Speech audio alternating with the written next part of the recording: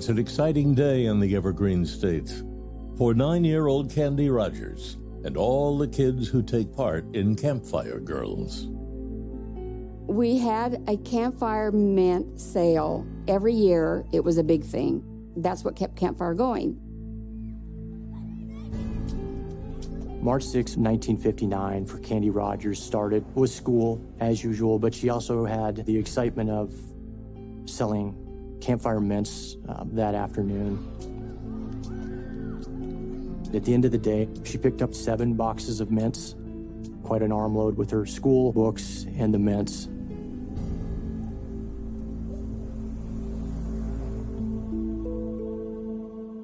She was a little thing. Candy weighed only 60 pounds, was 4'4". She lived with her mother, Elaine. Candy was the cutest little bug. Candy had a face that always smiled. She had a smile, always. She was very shy and an only child. I was 13 years old in the 8th grade. Candy was in the 4th grade.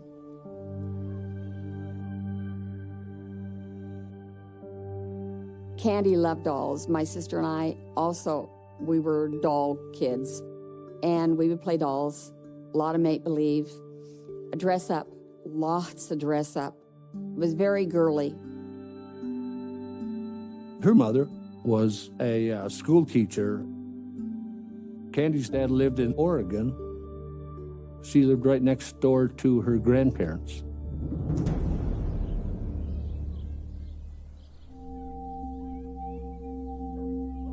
At 4 p.m., Candy set out in her own neighborhood to sell mints.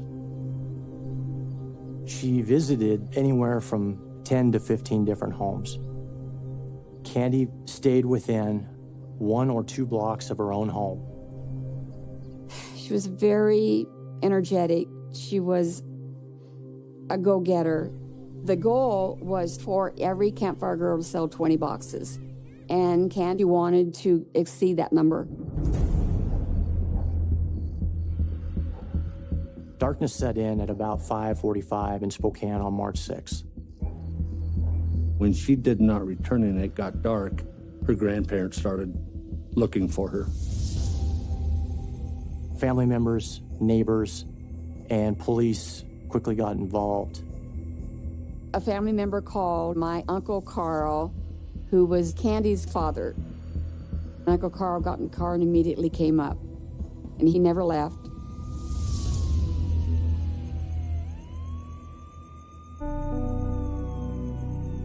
That night, volunteers find boxes of Campfire mints scattered along the road by the Spokane River, which police believe belong to Candy. They were not all together. Would tell me that they're getting thrown out of a vehicle while it's moving. She wouldn't have gone willingly. She would have fought. I think in Candy's mind, she was giving the police a trail to follow. One of the boxes of mints they found on the night of the initial search did produce a latent fingerprint. It was sent to the FBI, and it was never identified.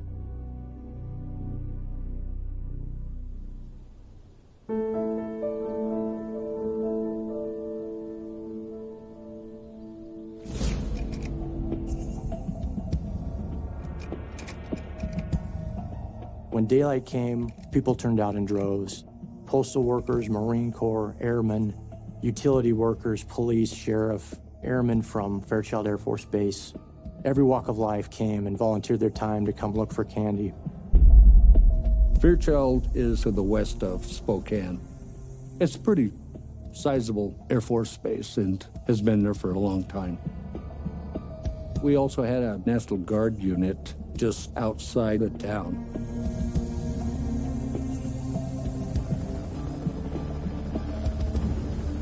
That morning, a helicopter with 5 airmen from the Air Force Base takes off to help in the search for Candy along the Spokane River. We were flying downriver at a slow speed, and I noticed a shake in the aircraft. And I looked up, and we had just flown into the high tension wires spanning the river. I had hit my head. I must have been stunned because I don't remember the impact of the water or the river.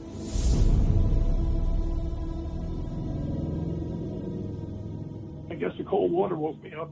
I slipped from the shoulder harness and swam up and then to shore. Unfortunately, 3 crew members did not survive, but 2 were pulled out and did survive the crash. The search for Candy went on. There was a great deal of hope that she would be found alive. We were all praying and hoping that they would find Candy. In my mind, she was going to be fine, absolutely fine.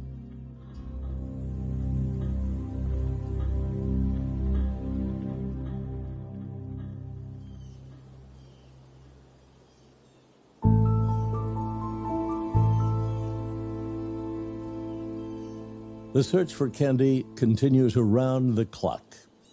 Finally, 2 weeks after she vanished, 2 airmen who had gone hunting find a pair of girls' shoes in the woods.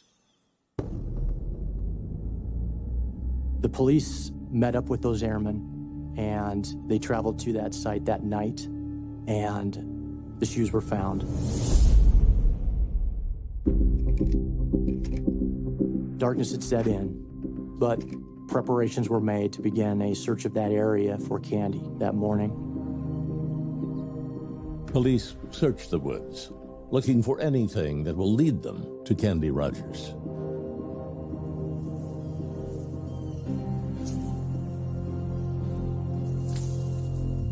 About 50, 60 yards in from the road, my partner and I came to a pile of clippings from trees and dead boughs.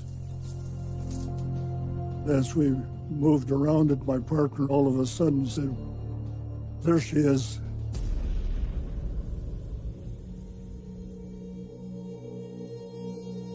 All we saw was a little kneecap of a child sticking out of the brush pile. The police officers stand guard over what could be Candy's remains until detectives arrive. It affects you when you have something like that. I had a daughter, 1 year old, and a son, 5 years old. You have to kind of put it in the back of your mind, or you wouldn't retain your sanity, I don't think.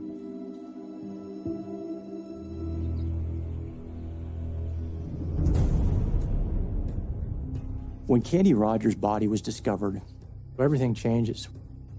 The chief is quoted as saying, "We're dealing with a maniac. We know we're looking for a maniac." The condition she was found in, it would have affected the investigators. They shifted into high gear, trying to find her killer. The killer was out there.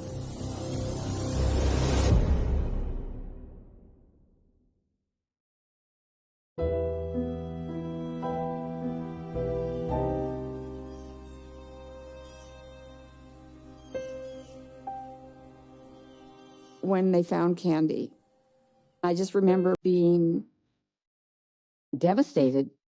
You don't lose a cousin this way. And my Uncle Carl, Candy's father, had to identify her.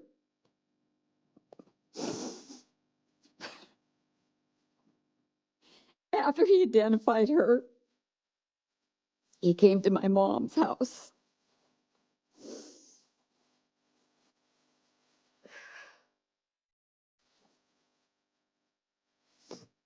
I really didn't think I'd be this emotional. I'm sorry.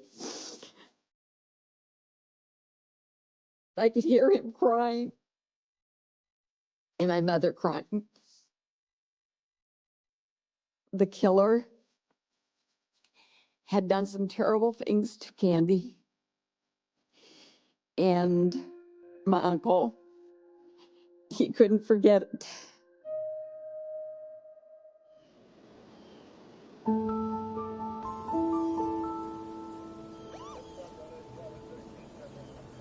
As Candy's family grieves, the coroner conducts an autopsy.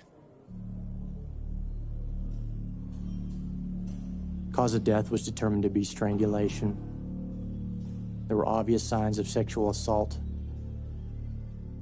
Her feet were bound with a strip of her own clothing. During the autopsy, one of the detectives noticed a material on her little jacket, and he felt it was gum, grape gum.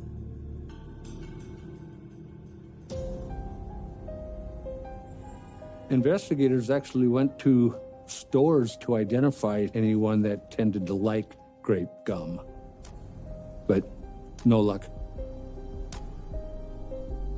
I think any family member was a suspect.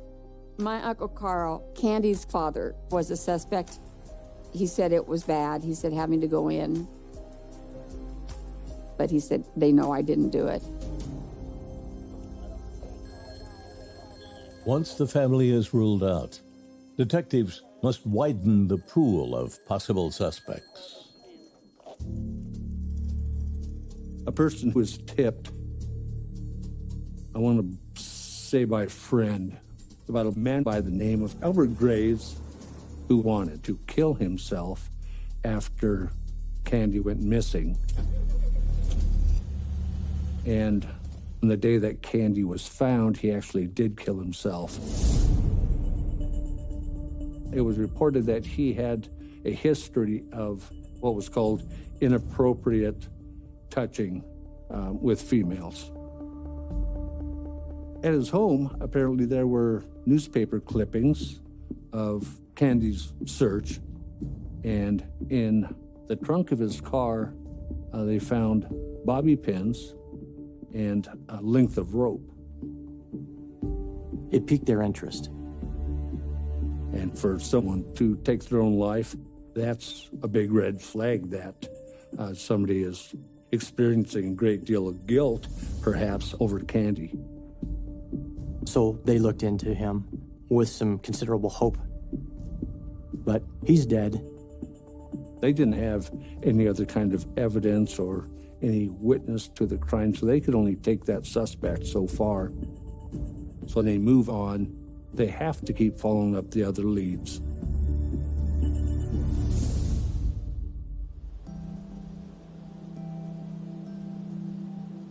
My parents, I don't think they wanted us to know really what all was going on.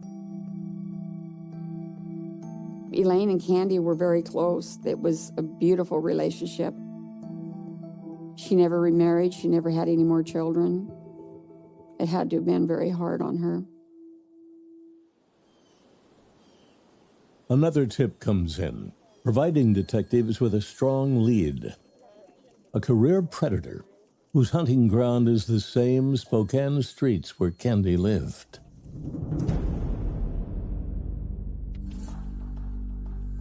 He was a serial rapist, and they all involved young females, and they all involved taking them in his vehicle. During the time she was missing, this career criminal was a part of the search for her. It's not unusual for a suspect to insert themselves into an investigation. This man, on the very night that she went missing, around midnight, contacted one of the motorcycle officers. Then the next day, he started searching on his own for Candy. He also asked a friend for an alibi, very specifically to cover for him, knowing the police would eventually contact him because of his other crimes. This career criminal said that he spent the evening with his friend on the east side of Spokane and left approximately 11 o'clock at night. detectives contacted that friend, and he confirmed his alibi. So, short of finding direct evidence with the person or at his home, they only had just so much that they could go on. And that's one of the frustrations that they obviously faced. Then the tips just started trailing off. There just wasn't a whole lot coming in.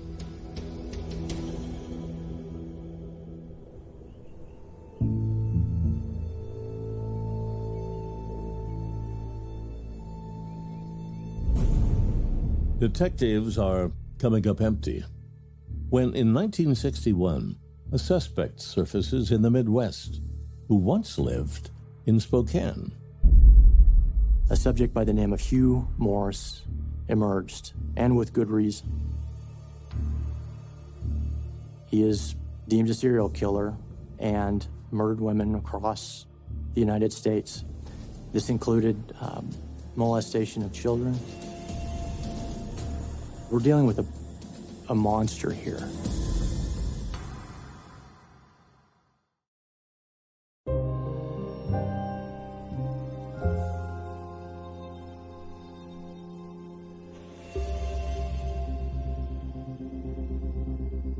Hugh Bion Morse was a sexual psychopath and serial killer who lived in Spokane during the same time that Candy was abducted. He had committed rape, homicides, and molestations across the nation.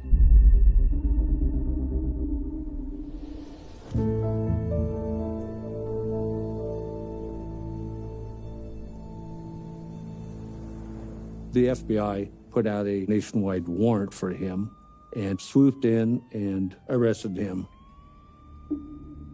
Police discover something chilling about Hugh Morse's M.O. in 1961. It was reported that Morse had a penchant for grape gum, like that substance on Candy's jacket noticed during her autopsy. Whether we want to call it a calling card or not, he left grape gum on some victims.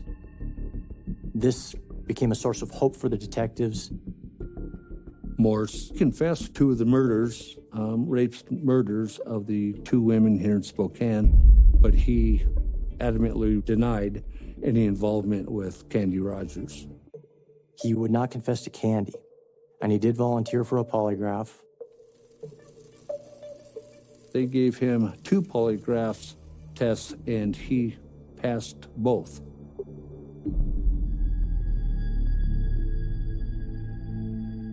The detectives still felt strongly that they had their guy, but they just couldn't quite make the leap to probable cause. He was imprisoned in Minnesota for life for other crimes. But for Candy Rogers' murder, Morse just didn't pan out.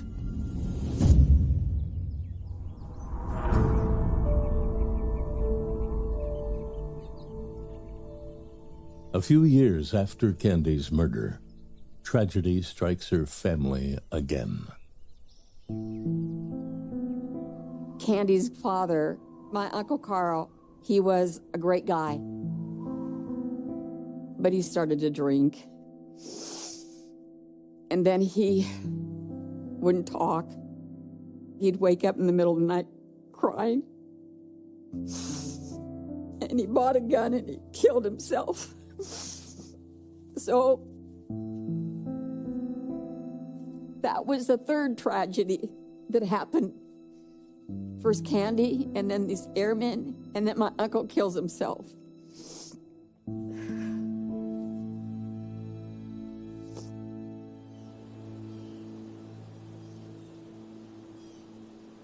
In the mid-60s, investigators did have to stop because they were at a dead end. The case of the murdered Campfire girl goes colder than the Spokane River in winter.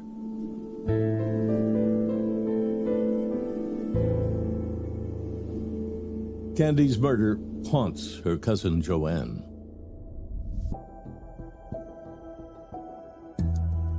For me, remembering Candy was every year at the candy sale. I would think, why did this have to happen? When I became a Campfire leader, we instigated the buddy system, and we said, no Campfire girl is to go out selling campfire mints by herself. She has to have somebody with her.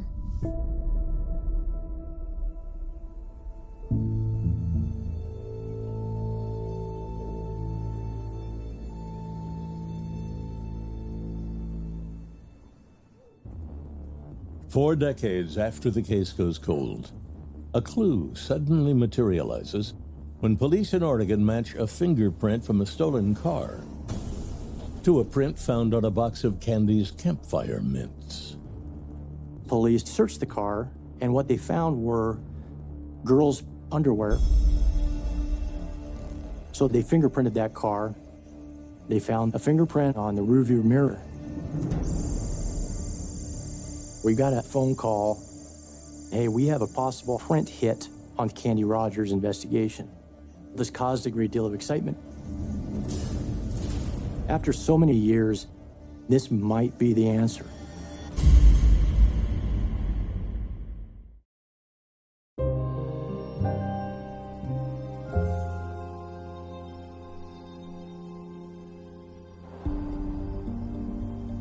In 2001. There was a potential fingerprint hit, what we call an APHIS hit, the Automated Fingerprint Identification System, from a vehicle found in Oregon that apparently matched the fingerprint that was taken off the mint box back in 1959.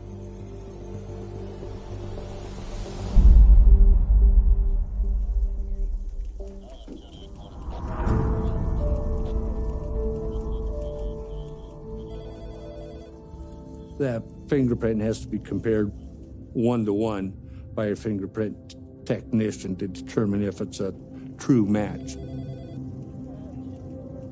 The technician ultimately determined that it was a miss. It wasn't a good hit to the case.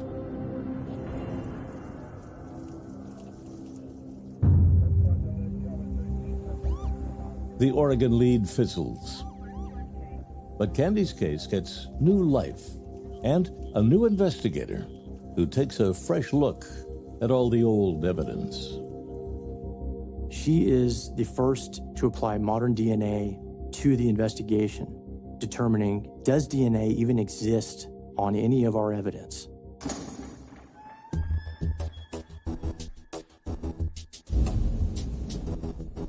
The detective found that we had Candy's underwear in a mason jar, which kept it airtight, which is amazing.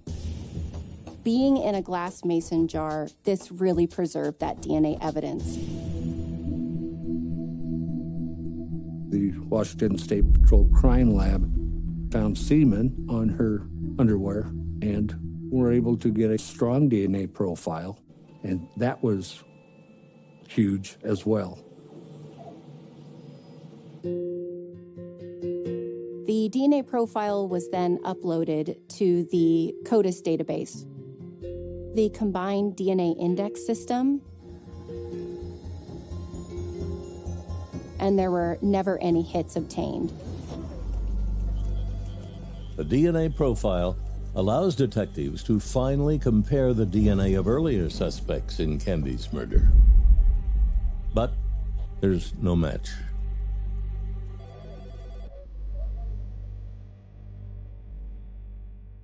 She's our number one victim.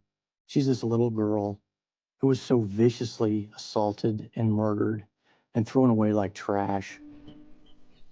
But the case is cold in every regard. It's genuinely cold. You try to bury things, but there were times that I know I would sit and think about Candy, and especially how she was killed. And I didn't think it would ever be solved.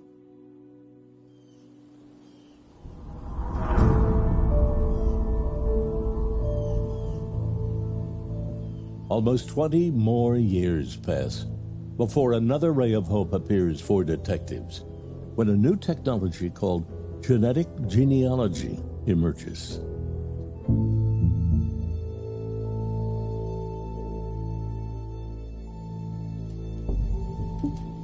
Genetic genealogy is the use of ancestry databases to build a family tree around the DNA obtained from the crime scene from the perpetrator who left behind their DNA.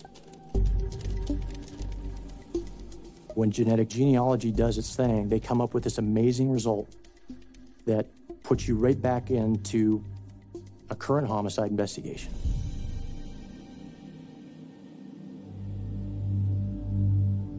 When I was assigned the case, I was pregnant with my first child. And so there was a lot of emotions going on about working a child homicide case. Handling an item that was on that individual's body when they were experiencing the most horrible act of violence. You are immediately put in their shoes. That's really what drove me. Since the crime lab does not do genetic genealogy, Brittany Wright needs to provide a whole new DNA sample to a private genealogy lab to do advanced testing. I was able to find a preserved DNA extract from seminal fluid from Candy Rogers' underwear, just enough DNA to be able to do testing with. DNA evidence is a very finite material. There is only so much of it.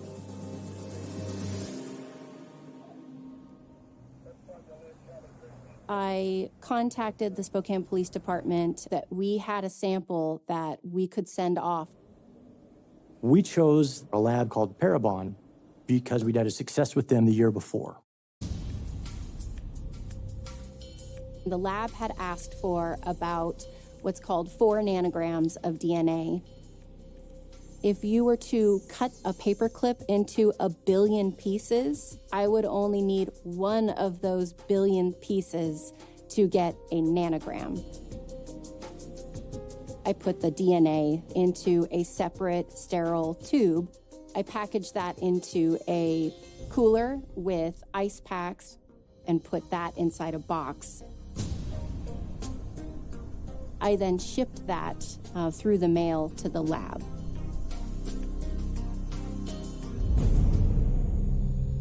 I was tracking that sample and I noticed that the package wasn't moving.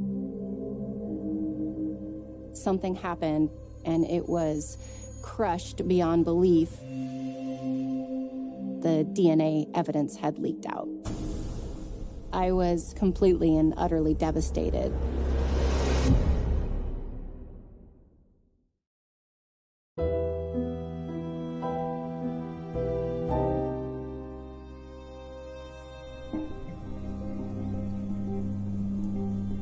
We sent a sample to a genealogy lab, and unfortunately, that sample was destroyed in shipping.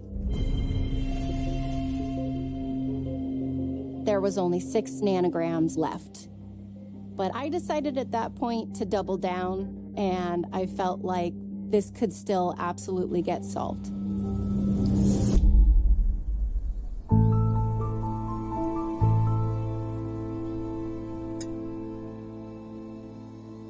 The second DNA sample arrived safely to the lab,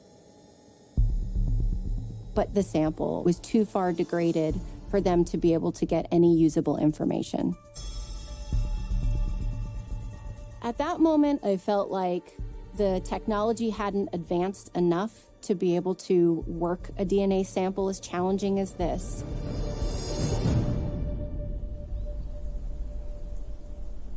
Despite the endless string of setbacks, Brittany Wright refuses to give up. She finds out about one last way to find Candy's killer.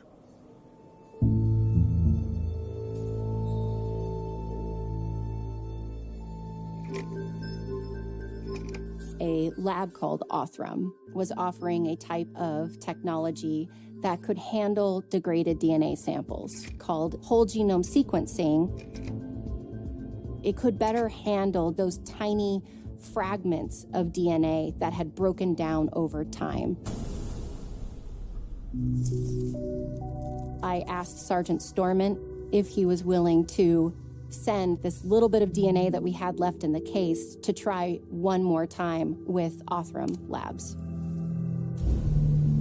I said, we can do this. Let's get it done.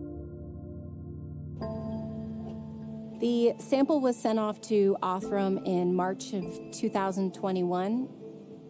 If this didn't work, this case was going to be done. Candy's cousin doesn't know that investigators are still trying to find the killer after all these years. I didn't realize that I could have picked up the phone and said, hey, I want to talk to somebody in major crimes and say, what's going on with the Candy Rogers case? We just never did it. I didn't know people could do that. 60 years is an awful long time.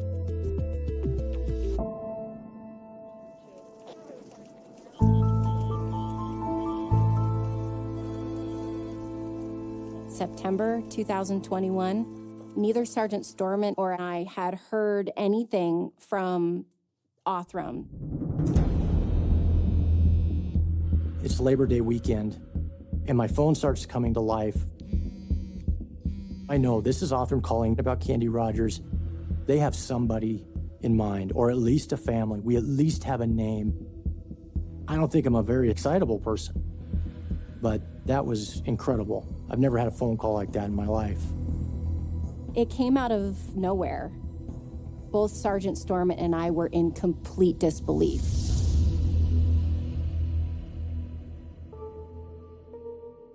They gave me 3 names over the phone. They were John Hoff, Terry Hoff, and James Hoff, all brothers who lived in Spokane and were now deceased. Genealogy can't differentiate between brothers. They all appear the same in a family tree. I left for work that night and started digging into them.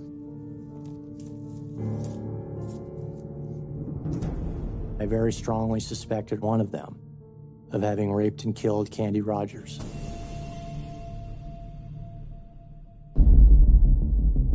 My next steps are to narrow it down to the one.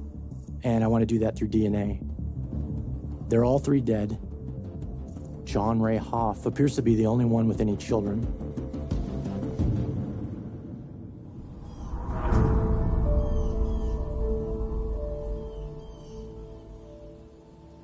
I called the youngest daughter first. I said I was a cold case investigator and looking for her help. So we went down to the detective building and met him. He just said it was a murder, and it occurred in 1959, and it is either one of your uncles or it's your dad, but it is one of them. I'm like, so what, you're gonna want my DNA? And he goes, well, if you would be willing to give it. I can't imagine not giving DNA to cover up for somebody, no matter how much I love them. You know what I mean? Whoever ever thinks their dad is going to be someone that would do that. I compared Kathy's DNA profile to the perpetrator's DNA profile. Whoever left behind their DNA sample on Candy Rogers' underwear was also the father of Kathy.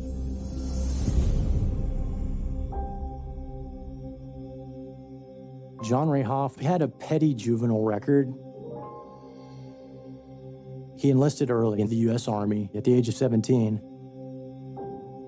He was stationed in Spokane at the time of Candy Rogers' homicide. John Ray Hoff was discharged from the Army dishonorably and bounced from odd job to odd job. He committed suicide in 1970.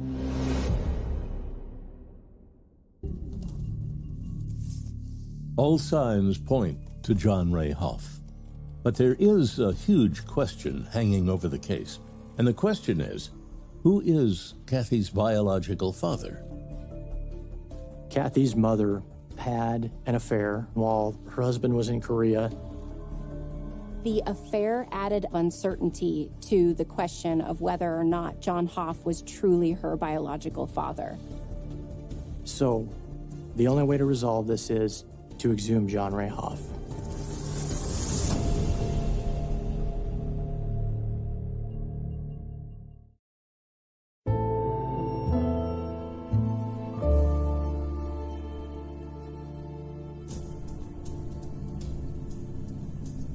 The reason to exhume John Hoff was to be able to do a direct comparison of John Hoff's DNA to the crime scene evidence and not have any room for doubt. But what's our prospects of actually getting DNA from human remains that have been in the ground for 51 years? We really worried that his grave was going to be submerged in water, which is going to guarantee that the DNA is going to be all but gone.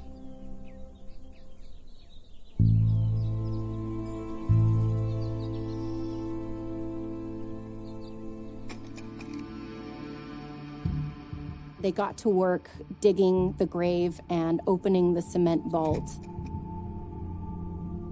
There were skeletal remains.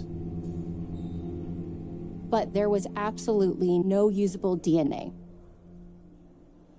I decided to give one more shot and try and get DNA from his teeth. I took a hammer and then I just started smashing until the tooth was fragmented enough to where I could access the roots of the teeth. I actually had DNA in one of those teeth. I was very, very excited.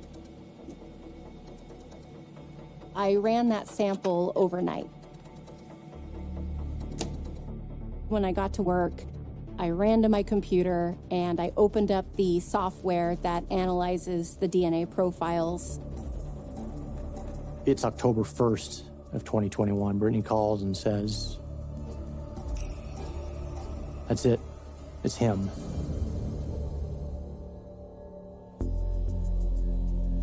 The match between John Hoff's tooth and the DNA evidence was a complete match. It was 25 quintillion times more likely that the profile originated from John Hoff than anybody else. And finally, the clock stops. 62 years, 8 months, and I forget, 13 days. That clock finally stopped. When the news breaks in Spokane, no one is more surprised than Candy's cousin. It was shock, total shock. And then, why weren't we notified? So my daughter made a couple phone calls. Within a half an hour, Sergeant Zach Stormont was sitting in our living room, and he said, "We didn't know you existed." And he told us everything that night, everything.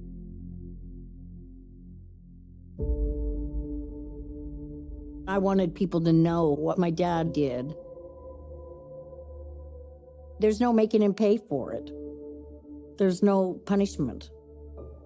But I'm going to expose him. It's not like I feel guilty like I did it, but I feel responsible, like I wish I could fix it.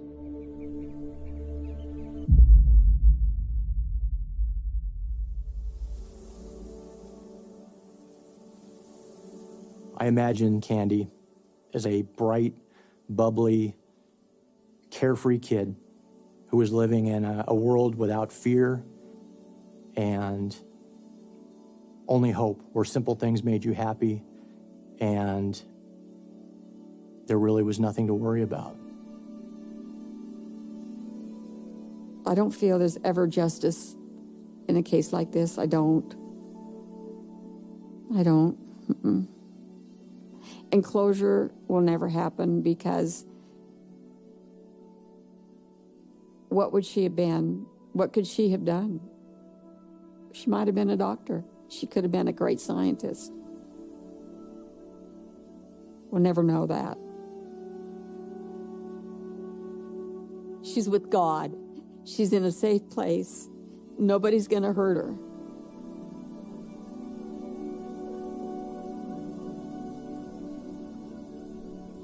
This is so fresh for you. Please know it will get easier. Oh, honey, it will. It'll get easier. And it won't hurt as bad. Since the discovery of Candy's killer, after 62 years, Joanne Poss and Kathy Baird have met and made a real connection. I haven't had anybody act like they know me. Like we'll never be able to get away from it. But me and Joanne are able to build a relationship out of this. And there's going to be moments that seem like just want to sit and cry. It's like it's been a whole circle. I mean, her father took my cousin's life, but now I'm friends with the daughter and think very highly of her.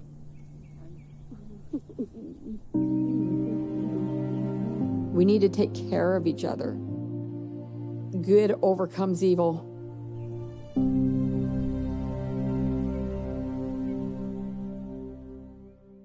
There is a profound and fragile illusion that governs our understanding of safety, particularly within the quiet, manicured streets of American suburbia. We believe that our homes are impenetrable fortresses, that the locked front door and the closed windows are sufficient barriers against the chaos and violence of the outside world. In the affluent neighborhoods of Rowlett, Texas, in the summer of 1996, this illusion was entirely woven into the fabric of daily life. It was a place where families moved to escape the unpredictable dangers of a city, a place defined by green lawns, quiet nights, and the promise of a secure future for their children. But on the deeply unsettling night of June the 6th, that promise was violently shattered, leaving behind a profound tragedy that continues to haunt the American consciousness nearly 3 decades later.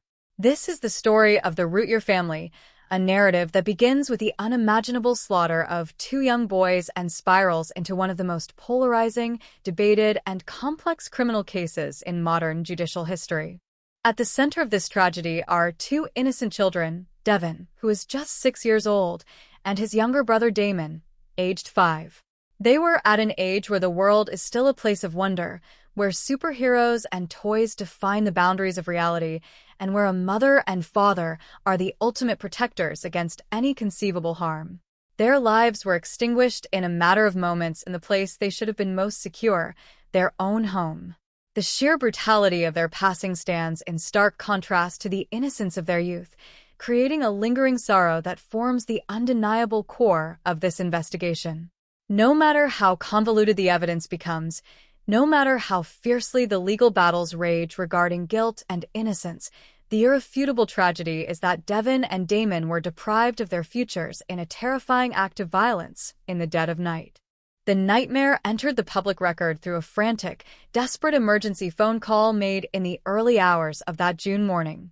The voice on the line belonged to Darlie Routier, a 26-year-old mother of 3, whose screams pierced the quiet dispatch center. She reported a scenario that embodies the ultimate suburban terror, claiming that an unknown intruder, dressed entirely in black clothing, had broken into their home while they were sleeping. According to her frantic explanation to the emergency operator, this shadowy figure had violently attacked her 2 older sons and assaulted her before fleeing into the night. She described a chaotic and terrifying sequence of events, insisting that the assailant had made his escape through a cut window screen in the basement, slipping back into the darkness from which he supposedly emerged. When emergency medical personnel and law enforcement officers arrived at the scene, they were met with a tableau of unimaginable horror. The 2 young boys had sustained fatal stab wounds, their lives stolen in a manner that defied comprehension. Darlie Routier herself was bleeding profusely from a severe laceration across her throat. The immediate response was naturally focused on preserving life and securing the perimeter against a dangerous, fleeing suspect. The medical reality of Darlie's injury was severe and would later become a pivotal point of intense debate. Emergency room physicians who treated her that night confirmed that the slash across her neck was incredibly deep, coming within a mere 2 millimeters of severing her carotid artery. This microscopic margin between life and death would eventually serve as the cornerstone of her defense. Those who vehemently maintain her innocence argue that it defies all logic and human survival instinct for a person attempting to stage a crime to intentionally inflict a wound so perilous, knowing that a slight tremor or a fraction of an inch could result in instantaneous, unavoidable death. However, as the sun rose over Rowlett and the initial shock began to settle into a methodical forensic investigation, the narrative of the dark-clad intruder began to face intense scrutiny. Investigators trained to read the silent language of blood spatter and physical evidence began to notice alarming discrepancies between the story the mother told and the physical reality of the crime scene. The house itself seemed to whisper a different, far more sinister truth. Forensic technicians analyzing the blood evidence discovered patterns that suggested the scene had been meticulously, albeit imperfectly, staged. Drops of blood were found in locations that directly contradicted the frantic movements described in the emergency call. Most damning of all, investigators found blood patterns indicating that Darlie had stood in front of the kitchen sink while she was bleeding, suggesting that the horrific injuries to her own neck and face might have been self-inflicted in front of a mirror, rather than sustained in a desperate struggle with an unknown killer. The physical evidence surrounding the supposed entry and exit points further complicated the intruder theory. The window screen in the basement, which Darlie claimed the killer had slashed to gain access and later escape, became a focal point of forensic analysis. Investigators closely examined a large bread knife retrieved from the family's own kitchen butcher block. Under microscopic scrutiny, they discovered microscopic fibers of fiberglass embedded in the serrated edge of the blade, fibers that perfectly matched the material of the severed window screen. This critical finding implied that the screen had not been cut from the outside by an approaching predator, but from the inside, using a weapon belonging to the household. It painted a chilling picture of an inside job, a crime manufactured from within the sanctuary of the home itself. Law enforcement investigators and ultimately the prosecution began to construct a horrifying motive, attempting to answer the incomprehensible question of why a mother would annihilate her own children. They theorized a toxic combination of severe financial distress and a profound, selfish desire to escape the overwhelming responsibilities of motherhood. The prosecution painted a portrait of a woman who felt trapped by her circumstances, suffocated by debt, and resentful of the burdens her children placed upon her lifestyle. According to this theory, the murders were not the result of a random act of violence, but a calculated, cold-blooded execution designed to eliminate her burdens while casting herself as the surviving victim of a tragic home invasion. Yet, just as the prosecution's narrative seemed to solidify around the forensic anomalies, other pieces of evidence emerged that refused to neatly fit into the theory of a staged murder. In the midst of the blood-soaked crime scene, investigators discovered a bloody fingerprint pressed onto a table alongside a bloody footprint.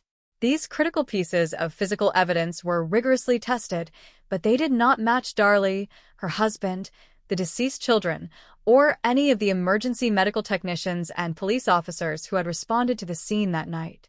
For the defense, and for the countless individuals who would later rally behind Darlie Routier, these unidentified bloody impressions represent the phantom intruder she described on the emergency call. They are the lingering shadows that prevent the case from ever truly closing in the court of public opinion, suggesting that perhaps someone else was indeed inside the house that fateful night. Despite the complexities of the physical evidence, the true turning point in the public perception of the case, and perhaps in the minds of the jury, did not occur in the laboratory or the crime scene, but at a local cemetery.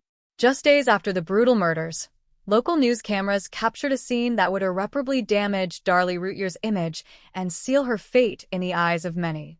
The family had gathered at the fresh graves of Devon and Damon to observe what would have been Devon's 7th birthday. The footage broadcast to an already captivated and horrified nation showed Darlie chewing gum, smiling, laughing, and enthusiastically spraying cans of silly string over the resting places of her murdered children. The family vehemently defended their actions, explaining that they were merely honoring a specific request Devin had made before his death, celebrating his life in the joyful manner he would have wanted.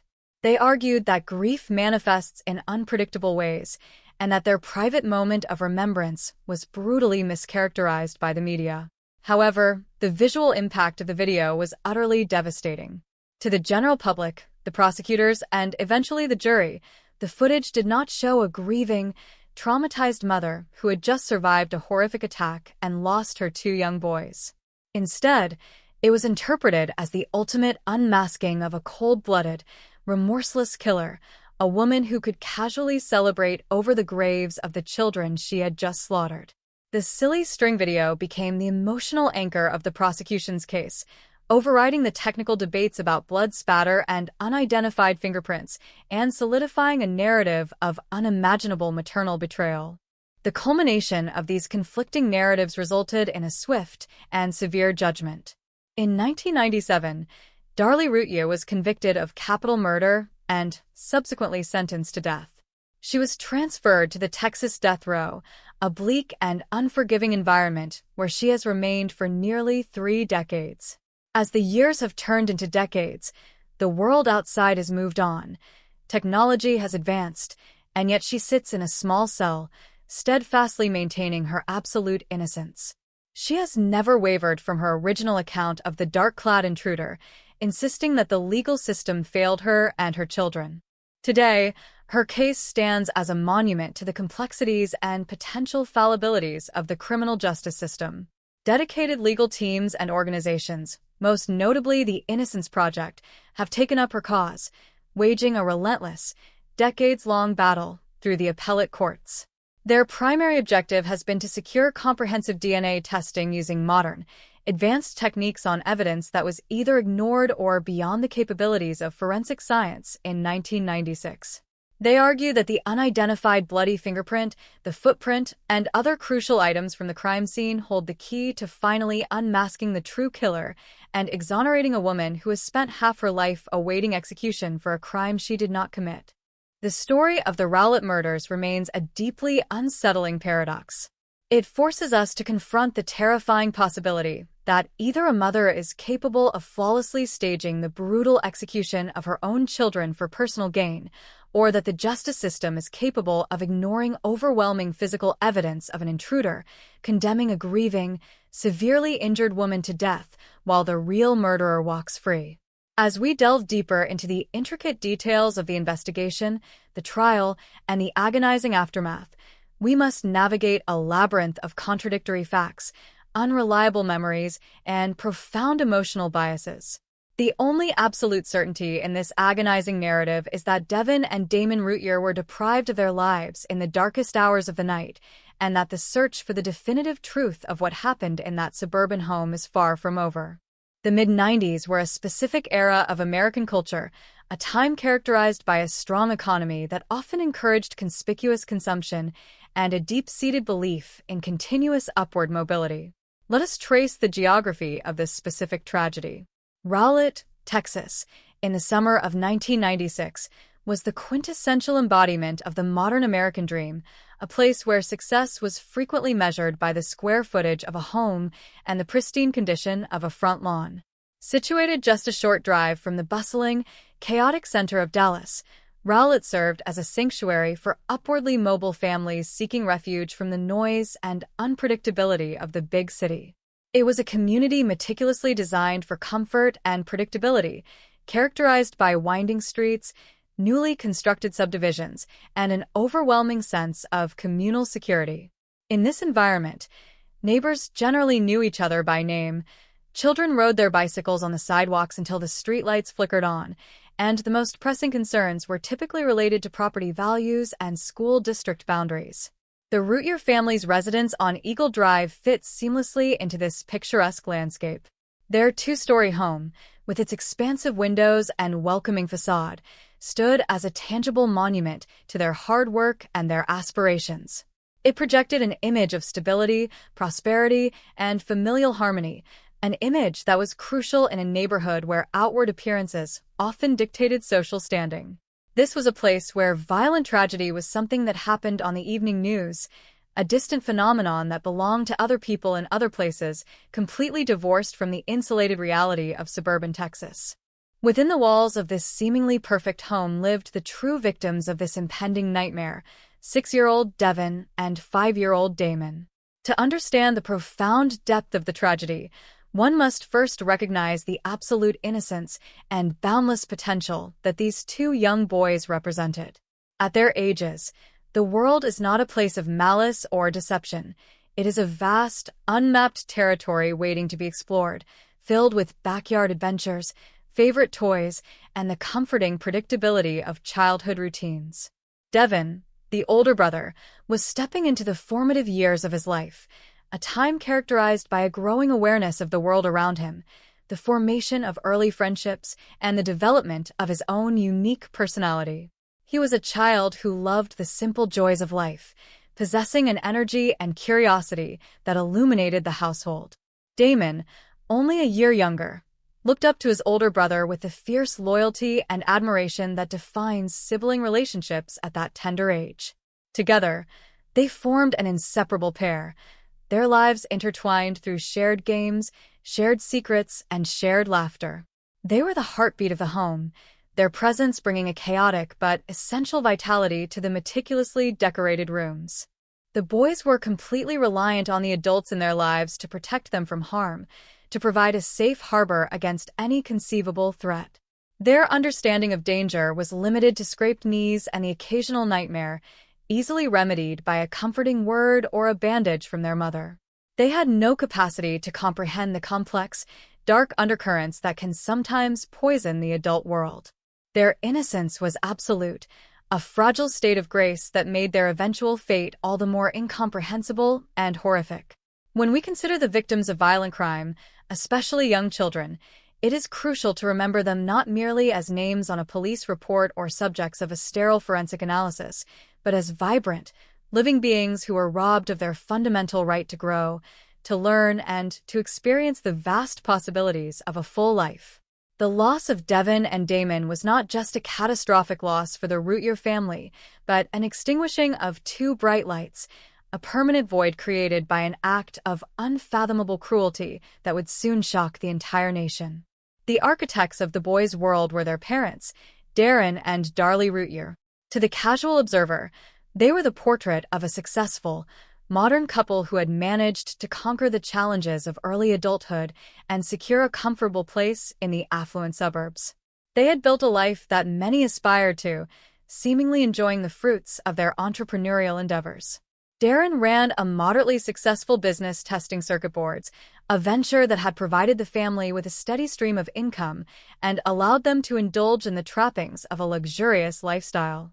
They owned expensive vehicles, took extravagant vacations, and possessed a large, impressive boat that served as a highly visible symbol of their disposable income and their dedication to leisure. Darlie, a young and undeniably attractive mother, was known for her meticulous attention to her appearance, her fashionable clothing, and her active participation in the social fabric of their community. Together, they cultivated a public image of unblemished prosperity and marital bliss, seamlessly fitting into the aspirational culture of Rowlett, where success was not just a private achievement, but a public performance. The pressure to keep up with the neighbors, to possess the newest vehicles, and to present a flawless family dynamic was an invisible but relentless force in such communities. This societal expectation created an environment where admitting financial failure or personal struggle was frequently viewed as a profound defeat. The fear of losing status, of being cast out of the comfortable suburban paradise they had fought so hard to enter, became a driving motivation that could overshadow rationality and blur moral boundaries. It is within this specific cultural pressure cooker that the prosecution would later argue a desperate mindset was forged. However, this carefully curated facade of suburban perfection masked a reality that was becoming increasingly fractured and desperate. The prosecution's narrative, which would ultimately become the central pillar of the case against Darlie, painted a radically different picture of the Routier household, one defined not by abundance, but by crushing financial anxiety and a profound sense of entrapment. Behind the closed doors of their beautiful home on Eagle Drive, the family was slowly drowning in a sea of escalating debt. The lifestyle they had so aggressively pursued, characterized by the boat, the cars, and the constant need to project success, had been built on a precarious foundation of credit and overextension. Business at Darren's company had begun to slow down significantly, creating a severe cash flow problem that threatened to completely collapse their fragile economic ecosystem. Bank loans were coming due, credit card balances were skyrocketing toward their absolute limits, and the terrifying prospect of bankruptcy and the loss of everything they had worked for loomed large on the horizon. The stress of this financial ruin was not a theoretical concept. It was a tangible, suffocating presence that permeated their daily lives, turning their dream home into a pressure cooker of anxiety, fear, and silent resentment. For Darlie, the psychological toll of this financial instability was reportedly overwhelming. The prosecution argued that she was a woman deeply attached to the material comforts and social status that their lifestyle provided, and the impending loss of these things induced a state of sheer panic and desperation. The prospect of having to downgrade their living situation, to abandon the affluent suburban life she had grown accustomed to, and to face the public humiliation of financial failure was a reality she was psychologically ill-equipped to accept. In this context of intense pressure, the narrative suggests a dark and tragic shift in her perspective. The children, Devin and Damon, along with their infant brother Drake, who was safely sleeping upstairs on the night of the murders, began to represent not just the joys of motherhood, but overwhelming, insurmountable burdens. In a mind heavily clouded by desperation and a profound, narcissistic desire for self-preservation, the financial and emotional responsibilities of raising 3 young boys became an unbearable obstacle to the life she desperately wanted to maintain. When the reality of their crushing debt collided with the rigid expectations of their social environment, the resulting psychological friction proved to be dangerously volatile. The children, rather than being a source of comfort or a reason to persevere through hardship, were allegedly perceived as massive liabilities in a ruthless, distorted accounting of her life's trajectory. This grim perspective, conceptually stripping the boys of their inherent humanity and reducing them to mere obstacles in the way of her freedom and financial recovery, formed the terrifying psychological foundation for the events that would soon unfold.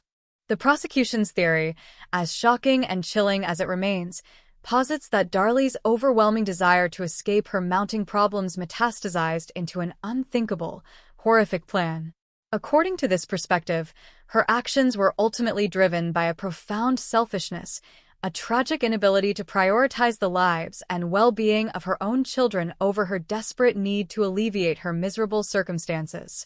She allegedly viewed the boys not as innocent lives entrusted to her ultimate care, but as heavy anchors dragging her down into a terrifying life of poverty and restricted freedom. The theory heavily suggests that she believed eliminating the financial and emotional burden of the children would somehow serve as a macabre reset button, allowing her to escape the crushing weight of her reality and perhaps salvage the remnants of her desired lifestyle, all while playing the sympathetic, untouchable role of a grieving survivor of a random home invasion. This hypothesis forces anyone examining the case to confront the darkest corners of human psychology, to carefully consider the terrifying possibility that the primal instinct of a mother to protect her young can be completely overridden by a toxic combination of extreme financial desperation, narcissistic entitlement, and a profound, chilling detachment from reality. It asks us to look past the manicured lawns and the smiling family portraits and acknowledge that the capacity for extreme violence can reside within the most seemingly ordinary environments, hidden deep behind the desperate attempt to maintain an illusion of suburban perfection. The contrast between the sheer innocence of Devin and Damon, sleeping peacefully in the living room of their own home, and the brewing storm of anxiety, resentment, and alleged homicidal intent in the mind of the person who is supposed to be their ultimate protector, creates a narrative tension that is almost unbearable to comprehend. It is a stark, haunting reminder that the most profound dangers often do not come from a shadowy stranger breaking through a basement window, but from the quiet, unseen collapse of the human mind under the weight of its own perceived failures and selfish desires. As the humid Texas summer pressed down on the neighborhood of Rowlett in early June of 1996, the Rutiu household was a volatile mix of innocent childhood slumber and intense adult desperation. The financial walls were rapidly closing in, the elaborate facade of success was visibly cracking, and the psychological pressure was reaching a critical, catastrophic breaking point. The stage was undeniably set for a tragic confrontation between the desperate need to escape impending ruin and the fragile, unsuspecting lives of two young boys. The quiet streets, the locked doors, and the pervasive illusion of suburban safety would offer absolutely no protection against the horror that was about to unfold from within the family itself. The tragedy of Devin and Damon was not merely the unspeakable physical violence that claimed their lives, but the terrifying betrayal of the very foundation of their existence, an ultimate violation of maternal trust that continues to echo through the decades, constantly demanding answers that may never fully satisfy the immense, lingering sorrow of their loss. The stillness of the early morning hours on June 6, 1996, in Rowlett, Texas, was absolute. The neighborhood was enveloped in the thick, humid silence of an impending summer dawn, a time when the world feels suspended between the anxieties of the past and the uncertainty of the future. Within the Rutiu residence on Eagle Drive, the air was heavy with an unnatural stillness that belied the horror about to unfold. Darlie Rutiu, having spent the evening tending to the demands of motherhood and the mounting pressures of their crumbling financial stability, had eventually settled into a fitful state of rest. Her two eldest sons, Devin and Damon, had been brought downstairs from their bedrooms to sleep in the living room, a common practice in the household during the warmer months when the children preferred the cooler air of the downstairs area. They laid there, innocent and vulnerable, shielded only by the fragile belief that their home was an impregnable sanctuary. The house was locked, the alarm system was theoretically set, and the world outside was ostensibly asleep. Yet, within this domestic theater of supposed safety, the stage was set for a rupture of reality so profound that it would permanently alter the lives of everyone involved and leave a community reeling for decades. At approximately 2:30 in the morning, the silence was shattered by a frantic, high-pitched plea for help that would soon echo through every courtroom and living room in the nation. Darlie Rutiu made a call to 911, her voice trembling, oscillating between the sharp, jagged edges of terror and the desperate confusion of a survivor. On the recorded line, she could be heard screaming that an intruder had broken into the home, attacked her children, and assaulted her.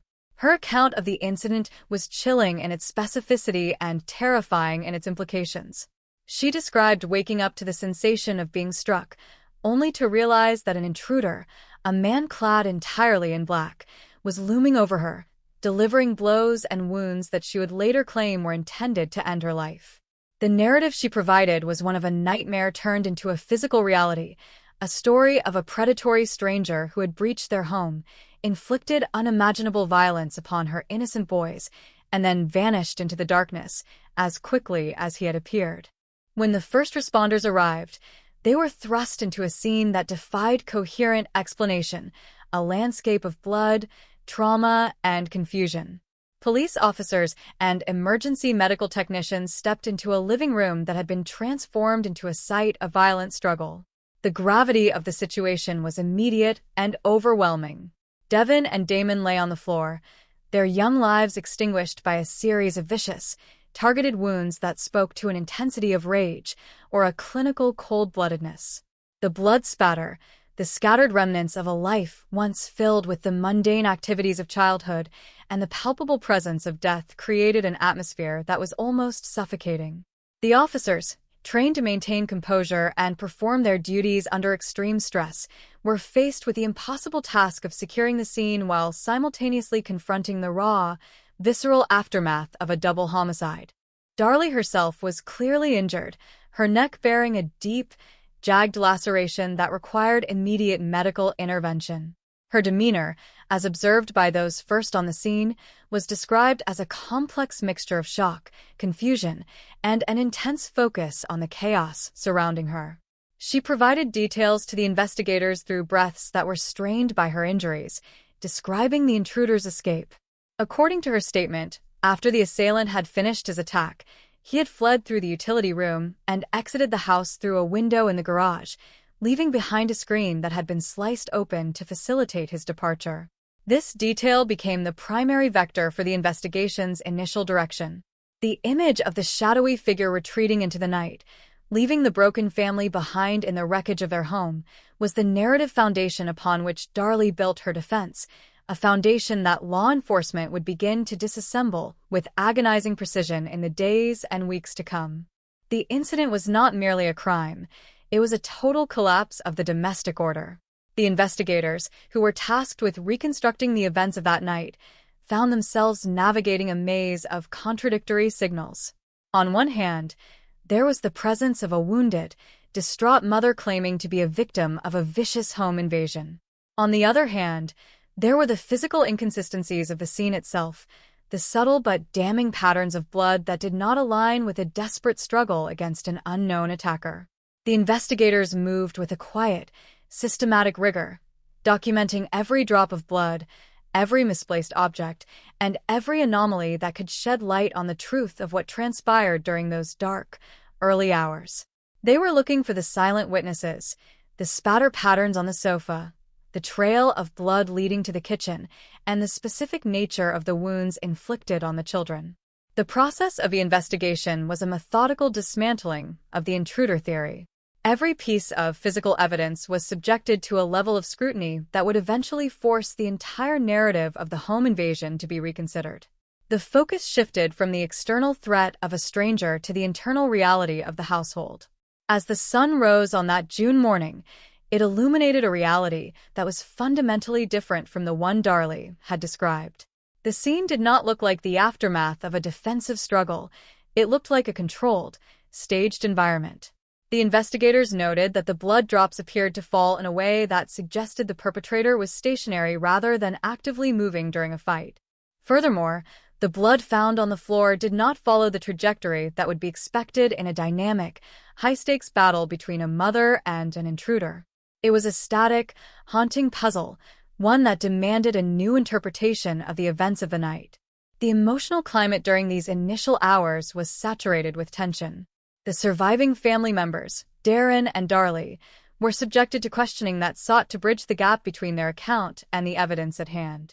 The detectives, while sympathetic to the loss of the children, were bound by the objective reality of the forensic evidence. They had to ask the difficult questions, the ones that poked holes in the narrative provided by the victims, and they had to press for answers that would reconcile the irreconcilable. The tension between the mother's grief and the investigator's skepticism was a palpable force in the room, creating an environment where every word was weighed, every gesture analyzed, and every contradiction documented for later examination. The incident, as it began to be understood by the authorities, was transforming from a tragic, random act of violence into a complex, internal drama that would soon captivate the entire nation and challenge our fundamental understanding of maternal behavior and human capacity. As the day progressed, the reality of what had happened continued to sink in, not just for the family, but for the investigators and the community at large. The sheer, brutal finality of the children's deaths weighed heavily on every person involved in the case. The forensic team continued their work, cataloging the evidence with a meticulousness that was both necessary and deeply upsetting. They were documenting a nightmare, one that had played out behind the closed doors of a home that was supposed to be the ultimate sanctuary. The incident, while initially reported as a home invasion, was rapidly becoming a case study in the complexities of evidence and the limitations of narrative. As the team worked, the inconsistencies that would eventually form the basis of the prosecution's argument became increasingly prominent. The cut in the screen, the position of the knife, and the very nature of the wounds inflicted on the boys began to tell a story that stood in stark, chilling contrast to the one provided by Darlie Routier. This was the beginning of a long, tortuous journey through the legal system, a journey that would be defined by the relentless pursuit of an objective truth that remained stubbornly elusive, even in the face of what appeared to be compelling, irrefutable physical evidence. The incident had truly opened a dark door, one that would never be fully closed, regardless of the verdict or the passage of time. The investigation into the tragic deaths of Devin and Damon Routeux did not unfold as a simple pursuit of a fleeing assailant, but rather as a clinical, inch-by-inch dissection of a suburban home that had become a crypt. In the immediate aftermath of the police response, the focus of law enforcement shifted from the frantic search for a mythical stranger in black to the cold, analytical examination of the environment itself.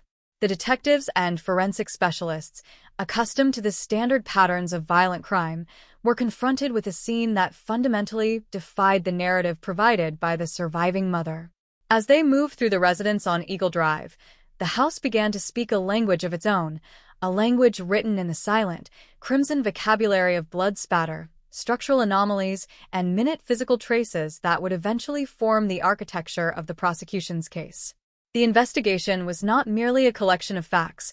It was a methodical reconstruction of a night that had been carefully curated to appear as a random act of terror, yet failed to account for the unforgiving precision of modern forensic science. The detectives began their work in the living room, the site where the boys' lives were taken. They utilized specialized lighting and chemical reagents to reveal blood patterns that were invisible to the naked eye. What they discovered was a series of spatter trajectories that did not correlate with the frenzied, defensive movements described by Darley. In a genuine struggle of the magnitude described, one would expect to see chaotic dispersion of blood, cast-off patterns indicating defensive shielding, and footprints reflecting a desperate chase. Instead, the scene exhibited a level of stillness that suggested the blood had fallen from a height consistent with a stationary person. The absence of defensive injuries on the boys, coupled with the precision of the wounds, painted a harrowing picture of a crime that was not fought, but inflicted. The investigators scrutinized the sofa and the surrounding carpet, mapping every droplet, and with each measurement, the theory of a frantic, wild-eyed intruder fighting in the dark grew thinner, replaced by the grim realization that the violence had likely occurred in a controlled, deliberate manner.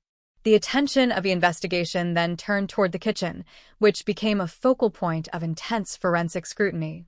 It was here that investigators uncovered the most damning evidence that would eventually unravel the defense's account. The narrative of the intruder's escape rested entirely on the belief that a desperate, cornered attacker had slashed the window screen in the basement to flee into the night. However, the forensic analysis of the screen suggested an entirely different story. When the experts examined the screen under high magnification, they discovered microscopic remnants of fiberglass embedded in the serrated edge of a large kitchen bread knife found on the family's own butcher block. This discovery was a seismic shift in the case, suggesting that the screen had been severed from the inside, not by a fleeing suspect, but by someone within the house utilizing a tool readily available in the kitchen. The logic was inescapable. If the weapon used to facilitate the supposed escape was a household implement that never left the house, the intruder theory became mathematically and physically untenable. Furthermore, the physical state of the kitchen sink became a point of obsessive interest for the investigators. The blood patterns found in the vicinity of the sink indicated that someone had been standing there, bleeding, for a period of time. This finding directly contradicted Darley's insistence that she had been attacked and then had to immediately manage the trauma of her children's murder. The forensic theory began to take shape, that the self-inflicted wounds, which the defense would later claim were nearly lethal, were actually orchestrated in front of the kitchen mirror, allowing the perpetrator to carefully gauge the depth of the cuts while minimizing the risk of a fatal result. This analysis challenged the very core of the defense's argument regarding the severity of her injury. The prosecution's experts argued that the 2-millimeter proximity to the carotid artery was not a sign of a narrow escape from a brutal murderer, but a demonstration of deliberate, calculated self-infliction by someone who knew exactly where to cut to appear the victim without dying. As the forensic investigation deepened, the detectives turned their focus toward the social and financial history of the Routeux family. They began to build a profile of the pressures that were mounting behind the closed doors of their affluent life. They uncovered records detailing a precipitous decline in the family's financial standing, revealing a mountain of debt, unpaid loans, and the looming shadow of total economic collapse. The investigators interviewed associates who described a lifestyle built on a fragile veneer of success, where the constant need to maintain appearances was a source of profound, unrelenting stress. This context provided the investigators with a potential motive that had previously been obscured by the outward appearance of prosperity. They began to look at Darlie not just as a survivor, but as a person trapped by the very expectations of the life she had worked so hard to achieve, a woman for whom the children, once a point of pride, were increasingly becoming a liability that obstructed her path to a different future. Yet, despite this mounting mountain of evidence, the investigation was continuously challenged by the presence of mysterious forensic markers that did not fit into the neat narrative of a staged crime. The discovery of a bloody fingerprint on the back of a door and a singular, unidentified footprint near the crime scene created significant friction in the prosecution's theory. These items were rigorously processed through the databases of the time, yet they failed to generate a match with any of the primary suspects or the first responders. For the defense, these anomalies were the smoking gun, the definitive proof of the dark-clad intruder they had argued was responsible from the very start. They insisted that the presence of an unidentified print on the crime scene was not merely a coincidence, but a tangible representation of a third party that the investigators were willfully choosing to ignore in favor of their preferred, more convenient narrative. This conflict created a volatile dynamic, one that turned the trial into a battle of competing theories, where every drop of blood and every partial print was subject to intense, often acrimonious debate. The investigators found themselves in a difficult position, forced to balance the overwhelming evidence of an inside job against the nagging, unresolved questions raised by the unexplained forensic samples. They spent countless hours reanalyzing, retesting, and reevaluating the scene, trying to find a way to reconcile the conflicting physical data. It was a time of immense, grinding labor, where every minute detail was documented, debated, and analyzed for any sign of missed truth. The legal team worked in tandem with the forensic experts, preparing for a trial that promised to be one of the most contentious in Texas history. The atmosphere within the investigative team was one of profound seriousness, as they understood that the outcome of their work would determine whether justice for Devin and Damon was served through the conviction of their mother, or if a grievous, irrevocable error would be committed by the state. The investigation into the Routier case was not just a search for a perpetrator. It was an exploration of the limits of forensic evidence and the fallibility of human interpretation. As the team compiled their reports and readied their case, they were aware that the narrative they presented would be scrutinized by the entire nation. They were cognizant of the fact that the loss of the two boys had left an open wound in the community, and that their findings would either provide closure or cause further division. The work was painstaking, requiring a level of dedication that tested the physical and emotional resolve of every officer involved. The tension was not limited to the investigators. It permeated every level of the legal proceedings that followed, casting a long, dark shadow over the judicial process that continues to provoke debate long after the trial had concluded. The case of Darlie Routier had ceased to be a simple criminal matter and had evolved into a profound, enduring question of whether the truth could ever be fully revealed by the cold, silent evidence left behind on a suburban floor, or if the reality of that night would forever remain locked in the dark, unreachable corners of a mother's memory. As the final reports were filed and the case moved toward the courtroom, the foundation was laid for a legal confrontation that would force society to reckon with the horrifying possibility of maternal betrayal and the terrifying, lingering ambiguity of the unanswered questions that remained. The trial of Darlie Routier, which commenced in 1997, became a crucible of emotion, forensic technicality, and social judgment that would define the landscape of the Texas judicial system for years to come. The atmosphere inside the courtroom was thick with the weight of the two young lives lost and the presence of the accused, Darlie, who sat under the gaze of a society already convinced of her depravity, created a tension that was palpable from the very first day. The prosecution, spearheaded by a team determined to secure a conviction for capital murder, approached the case with a narrative that was as compelling as it was devastating. They did not merely present the evidence. They wove it into a story of cold-blooded betrayal. They painted a picture of a woman whose material desires had eclipsed her maternal instincts, arguing that the financial strain of her life in Rowlett had turned her children from cherished beings into obstacles that needed to be surgically removed. The trial proceedings were a masterclass in the utilization of forensic evidence to tell a story of intentionality. The prosecution leaned heavily on the blood spatter analysis, which they presented through visual aids that were both educational and macabre. By mapping the droplets and the impact sites on the sofa where Devin and Damon were sleeping, they guided the jury to the conclusion that the perpetrator could not have been a frantic, panicked intruder, but rather someone who moved with the deliberate, unhurried motions of a person who knew exactly what they were doing. Each drop of blood was described as a silent witness, a piece of forensic testimony that could not be cross-examined or coerced. The prosecution argued that the distribution of blood on Darlie's nightshirt, specifically the patterns of cast-off, indicated that she was the one who had wielded the knife, rather than the one who had attempted to defend her children from a blade-wielding attacker.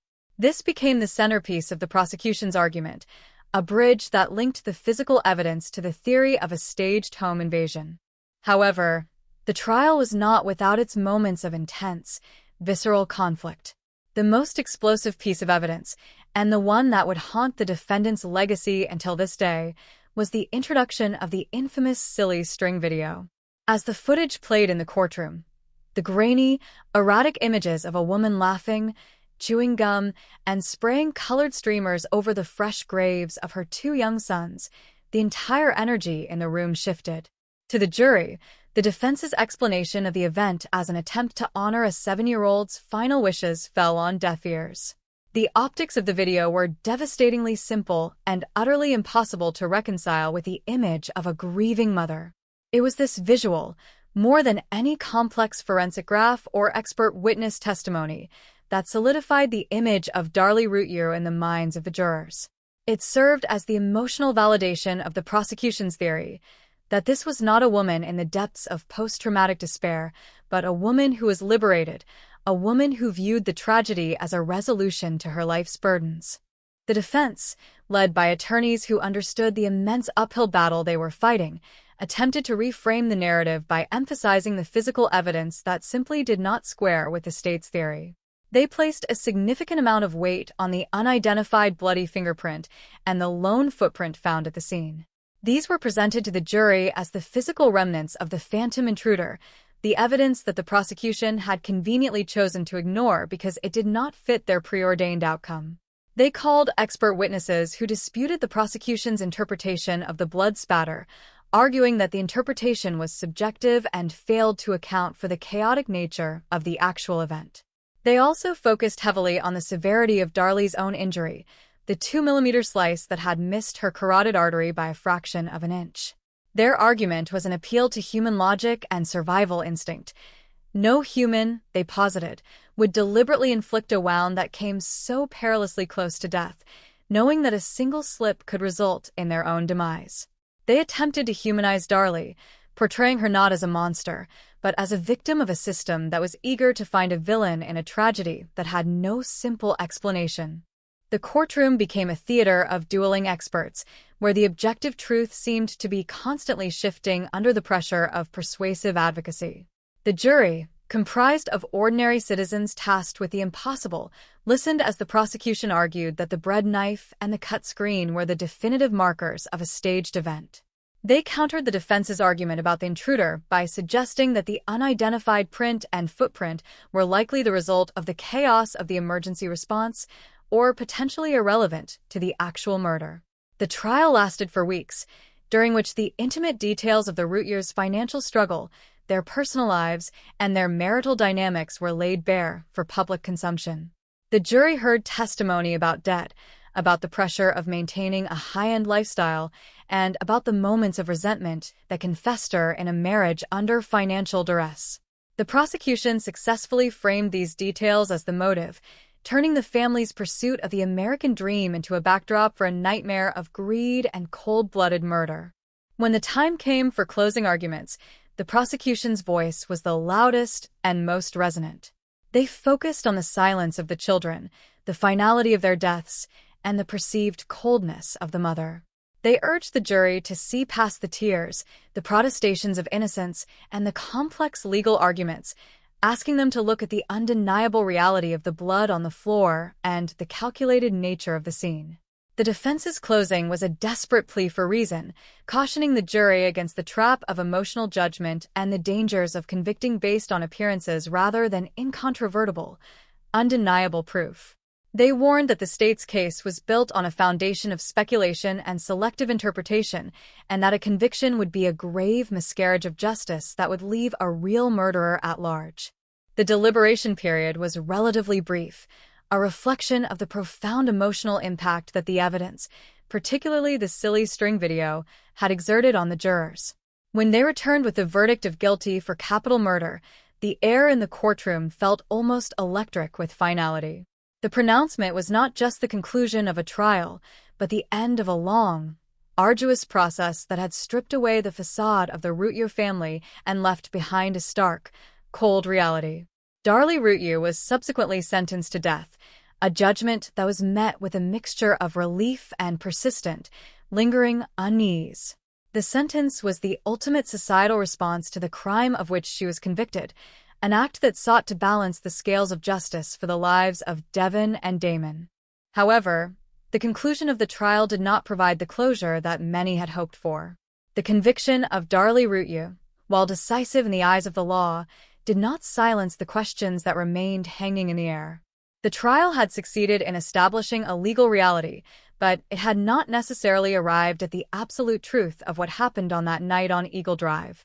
As the judge delivered the sentence, the faces of those in the courtroom reflected the complex, deeply divided nature of the case. For some, it was a necessary and just outcome for a crime that was too heinous to comprehend. For others, it was an incomplete resolution, a story that felt like it had missing chapters and unresolved contradictions. The trial had reached its end, but the debate that it sparked would go on to define the Darlie Routier case for the remainder of the century and beyond, turning the proceedings into a foundational moment in the history of true crime studies, where the boundaries between justice, narrative, and the fallibility of human perception are forever blurred. The verdict had been rendered, but the quest for the truth remained a distant, flickering light in the darkness. The aftermath of the trial of Darlie Routier did not bring the expected closure to the community of Rowlett or to the nation that had been riveted by the spectacle of the proceedings. Instead, it inaugurated an era of profound introspection and division, a long, agonizing chapter in the history of American true crime that continues to be written nearly 3 decades later. The conviction and the subsequent death sentence, rather than sealing the fate of the case, acted as a catalyst for a persistent, flickering fire of doubt. As Darlie Routier was transferred from the temporary confinement of the county jail to the stark, unforgiving environment of the Texas death row at the Mountain View unit, the physical walls of her imprisonment became the boundaries of a new, different kind of struggle. For her, the passage of time is marked not by the changing seasons of life in a suburban home, but by the relentless rhythm of legal filings, the slow, grinding machinery of appellate courts, and the unwavering conviction that she is a woman condemned for a crime she did not commit. The legacy of this case is etched into the very fabric of the legal system, serving as a cautionary tale about the intersection of forensic science, public perception, and the weight of narrative. The silly string video remains the most potent symbol of this divide. To those who view it as the ultimate evidence of a cold-hearted killer, it represents a moment of absolute clarity, a brief window into a psyche devoid of empathy. To those who advocate for her innocence, it is the most egregious example of media manipulation and the power of prejudice, a moment of profound grief that was stripped of its context and weaponized to secure a conviction. This dichotomy has rendered the case a litmus test for observers of the justice system. It forces us to confront the question of whether our judgments are truly based on the cold, hard evidence, or whether they are subtly, perhaps unconsciously, colored by our expectations of how a mother should act, how a survivor should grieve, and how a criminal should behave. The Innocence Project and other legal advocates who have taken up Darlie's cause have spent years attempting to disentangle the narrative from the facts. Their mission has been singular and unwavering: to secure modern DNA testing on the evidence that was either bypassed or beyond the reach of forensic capabilities in the mid-90s.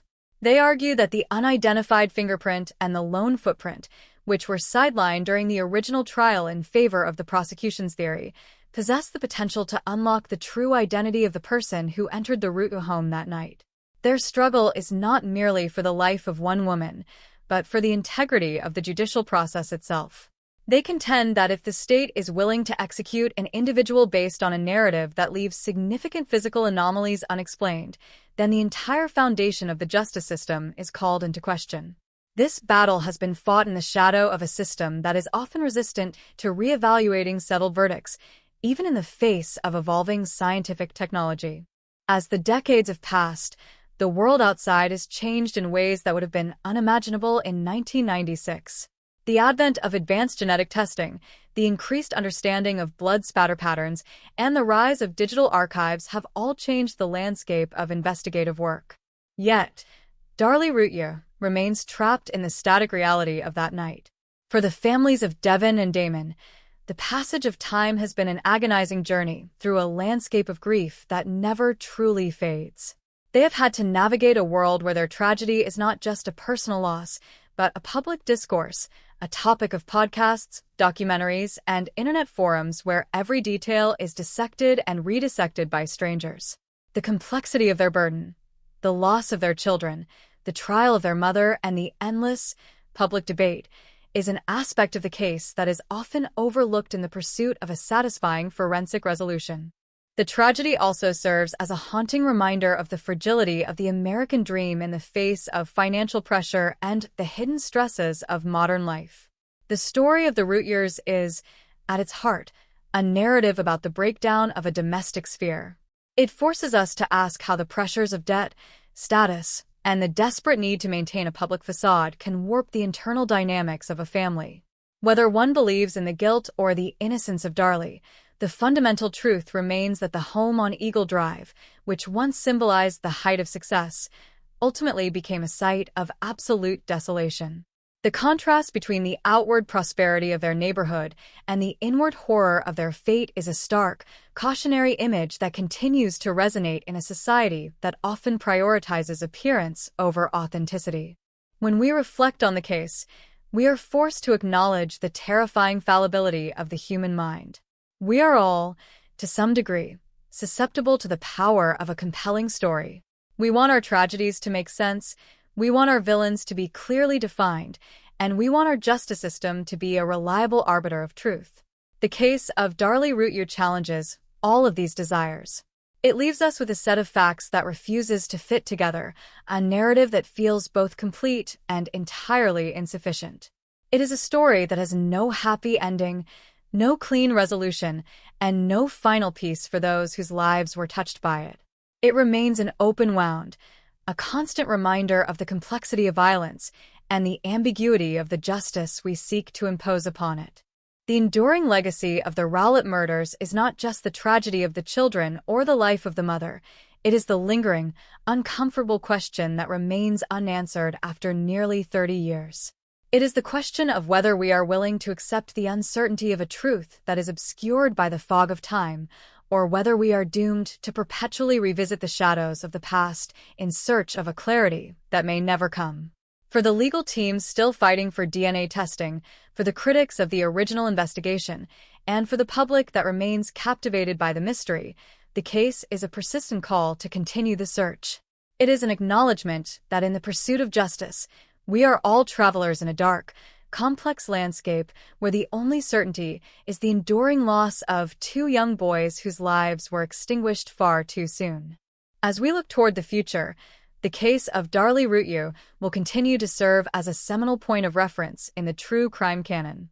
It is a case that has been transformed by the passage of time, from a local tragedy in a suburban community into a national debate on the nature of truth, the biases of the jury, and the necessity of scientific advancement in the courtroom. Whether she is eventually exonerated or whether she spends the remainder of her days on death row, the narrative of the Routeux will continue to haunt our collective consciousness. It is a story that reminds us of the profound depth of human tragedy and the terrifying, unpredictable ways in which our lives can be shattered by the choices we make, the secrets we keep, and the narratives we build to survive the consequences of our existence. The story of the root years is not merely about the death of children or the conviction of a mother. It is about the fragility of the truth itself in a world that is eager for easy answers. It is a testament to the fact that, even in the most sterile of courtrooms, under the brightest of lights, and with all the resources of the state, the absolute truth can remain stubbornly, agonizingly beyond our reach. As the sun sets on another day of uncertainty, we are left with the silence of the cemetery, the hum of the prison machinery, and the echoes of a story that has not yet reached its final, definitive chapter. The search for the truth is a labor that has no end, a process that demands we remain vigilant, skeptical, and deeply empathetic to the lives that have been lost and the lives that have been forever changed in the pursuit of a justice that remains as elusive as the shadowy intruder that may, or may not, have been in that house on a summer night in 1996. This case will forever serve as an open, challenging, and deeply sobering reminder that the most profound mysteries are often those that reside in the quietest, most ordinary corners of our lives, hidden behind the curtains of the homes we believe are safe, and beneath the masks we wear to survive the pressures of our own making. The persistent resonance of the Darlie Routier case in the 21st century is not merely a consequence of the passage of time, but a reflection of how our understanding of justice, memory, and forensic technology has evolved since that fateful night in June 1996. As we look back from the vantage point of 2026, the case stands as a monument to the limitations of narrative-driven prosecution and the enduring power of investigative doubt. It is no longer just a legal proceeding involving a specific defendant. It has become an essential study in the fallibility of the human element in criminal justice. When we contemplate the long, stagnant years of Darlie's incarceration, we are forced to confront the chilling possibility that the legal system is not always an engine of discovery, but often an instrument of finality that, once the gavel strikes, becomes increasingly resistant to the emergence of new, contradictory information. This resistance to change, while intended to uphold the sanctity of verdicts, inadvertently transforms the quest for absolute truth into a battle against a bureaucratic apparatus that views re-examination as a systemic failure rather than a pursuit of justice. The ongoing discourse surrounding this case highlights the growing divide between traditional legal conclusions and the possibilities offered by emerging forensic capabilities. The Innocence Project's commitment to securing advanced DNA testing on the long-stored evidence is more than a legal maneuver. It is a desperate attempt to bridge the gap between the truth as presented in a 1997 courtroom and the reality that might be hidden within the molecular makeup of the evidence. For decades, the unidentified bloody fingerprint and the footprint have acted as silent, persistent witnesses that the original prosecution successfully dismissed as collateral noise. Yet, in an era where DNA can be extracted from the most minute traces of biological material, these items have transformed from dismissed anomalies into the potential keys to the entire case. The reluctance of the state to permit such testing, often cited by advocates as a failure of transparency, only deepens the public's skepticism and fuels the belief that there is a truth left unexamined, and reality that the system is perhaps too timid to confront lest it reveal the devastating possibility of a wrongful conviction. Furthermore, the psychological toll on those who have watched this drama unfold from the periphery, the families, the journalists, and the public, is a testament to how deep the tragedy has penetrated our collective psyche. The story of Devin and Damon has been told and retold across countless platforms, often stripped of its humanity and reduced to the sensationalist components that generate engagement. This exploitation of grief is a modern ailment of the true crime genre, one that we must address with greater sensitivity. We must strive to decouple the human tragedy of two children being robbed of their lives from the morbid fascination with a mother's guilt or innocence. To focus solely on the legal outcome is to ignore the profound, permanent void created by their absence. The survival of the memory of these boys, separate from the controversial legacy of their mother, remains a moral imperative for anyone who engages with the history of this case. Their lives, however brief, deserve to be remembered not just as statistics in a murder case, but as human beings who were and would have been, individuals with their own dreams, challenges, and futures. When we consider the broader impact of this case on the American legal system, We must grapple with the immense pressure placed on juries to reconcile technical, complex, and often contradictory forensic evidence with emotional, narrative-heavy presentations. The jurors in the Routier trial were asked to look at a sea of blood and determine not just who caused it, but what the intent behind the bloodshed was. This is an extraordinary demand to place on ordinary citizens, and it highlights the danger of allowing emotional triggers, such as the silly string video, to potentially override the rigorous evaluation of the physical evidence. The case serves as a sober warning that the courtroom is not a sterile environment immune to human bias. It is a theater of persuasion where the most compelling narrative, rather than the most incontrovertible set of facts, often determines the ultimate outcome. Recognizing this vulnerability is the first step toward creating a more equitable system, one that is less reliant on theatricality and more committed to the pursuit of objective, verifiable certainty. As we move forward into a future where forensic science continues to advance at an exponential rate, the Routier case will likely remain a standard for comparison. It represents the penultimate example of the pre-digital, pre-genomic era of investigative work, a case that was solved by the tools available at the time and protected by the legal finality of that era. Any potential breakthroughs in the coming years will serve as a definitive litmus test for whether our current legal framework is capable of correcting its own course, or if it is destined to prioritize the maintenance of established outcomes over the illumination of new truths. The tension between finality and accuracy is the defining struggle of the contemporary justice system, and nowhere is this more apparent than in the decades-long confinement of Darlie Routier. If, one day, the evidence yields a result that fundamentally challenges the 1997 verdict, the consequences will ripple through the entire judicial structure, necessitating a radical rethink of how we handle the intersection of cold cases, death penalty convictions, and the evolving nature of forensic proof. The role of the media in the legacy of the Routier case also warrants significant reflection. In the mid-90s, the court of public opinion was largely shaped by local and national news cycles, which were inherently limited by their format and reach. Today, the case exists in a digital landscape where every document, every transcript, and every theory is available to anyone with an internet connection. This democratization of information has empowered independent investigators and armchair detectives to perform their own analyses, often discovering nuances that were missed or ignored by the original investigators. While this has led to a more robust public discourse, it has also created a dangerous environment for the spread of misinformation and the hardening of entrenched positions. The case has become a digital battlefield, where evidence is curated to support pre-existing narratives and where the complexity of the truth is often sacrificed for the convenience of a viral takeaway. Navigating this environment requires a level of media literacy and critical engagement that we are only beginning to fully comprehend. In conclusion, the story of Darlie Routier is a deeply uncomfortable narrative that refuses to be buried.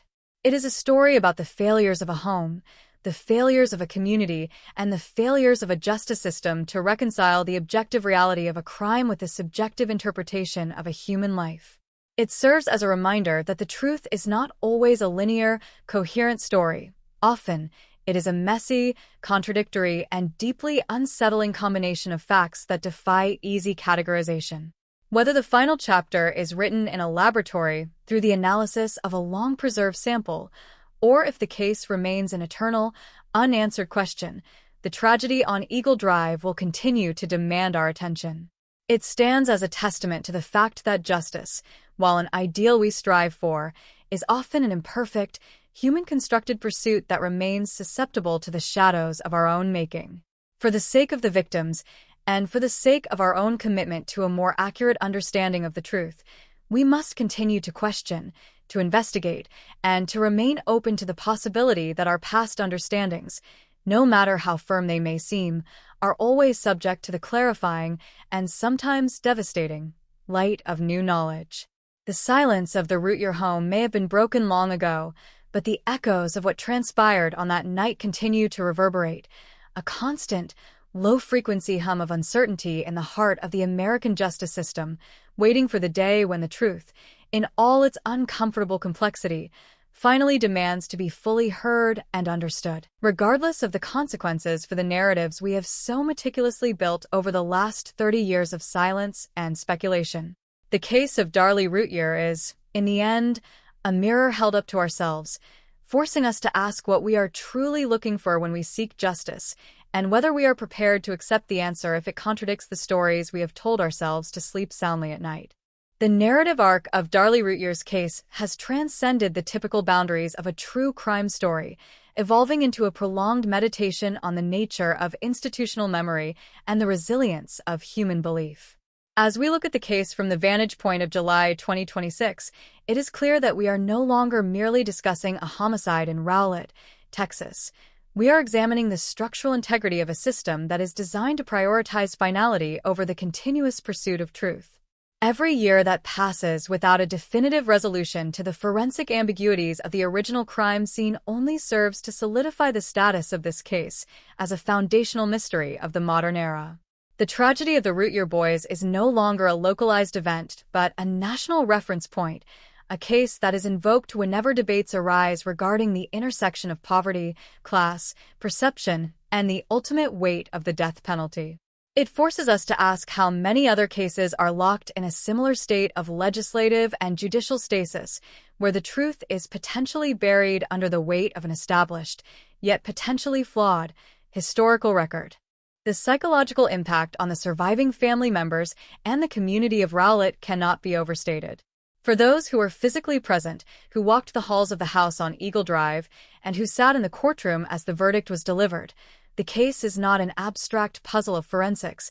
It is an intimate, traumatic, and deeply personal loss that has been dragged through the public square for 3 decades. The constant recycling of the crime scene photos, the media commentary, and the unending legal appeals have denied them the ability to move past the tragedy. They are forced to relive the horrors of that June night every time a new documentary or article attempts to reinterpret the evidence. This process highlights a fundamental flaw in how society treats victims' families in high-profile cases. We often mistake the public's desire for entertainment or resolution for a genuine interest in justice, forgetting that for the families involved, the case is a source of permanent, unhealed agony that is exacerbated by the relentless, invasive scrutiny of the true crime industrial complex. As we continue to dissect the events of 1996, the role of forensic evolution becomes the primary lens through which the case is viewed. The reliance on the blood spatter interpretation in the original trial is a particularly striking example of how forensic methodologies, which were once considered the gold standard, can be later questioned as more sophisticated techniques emerge. The prosecution's reliance on these patterns to build a narrative of intentionality was effective, yet it also illustrated the vulnerability of the jury to the persuasive power of expert testimony. If the defense had been able to present the same level of scientific counteranalysis that is available today, the trajectory of the trial might have been fundamentally altered.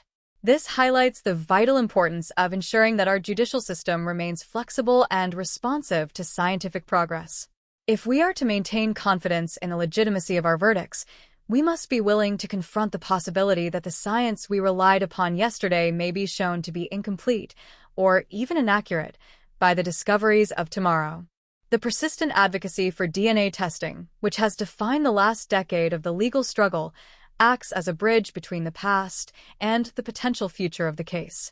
It is a demand for empirical accountability.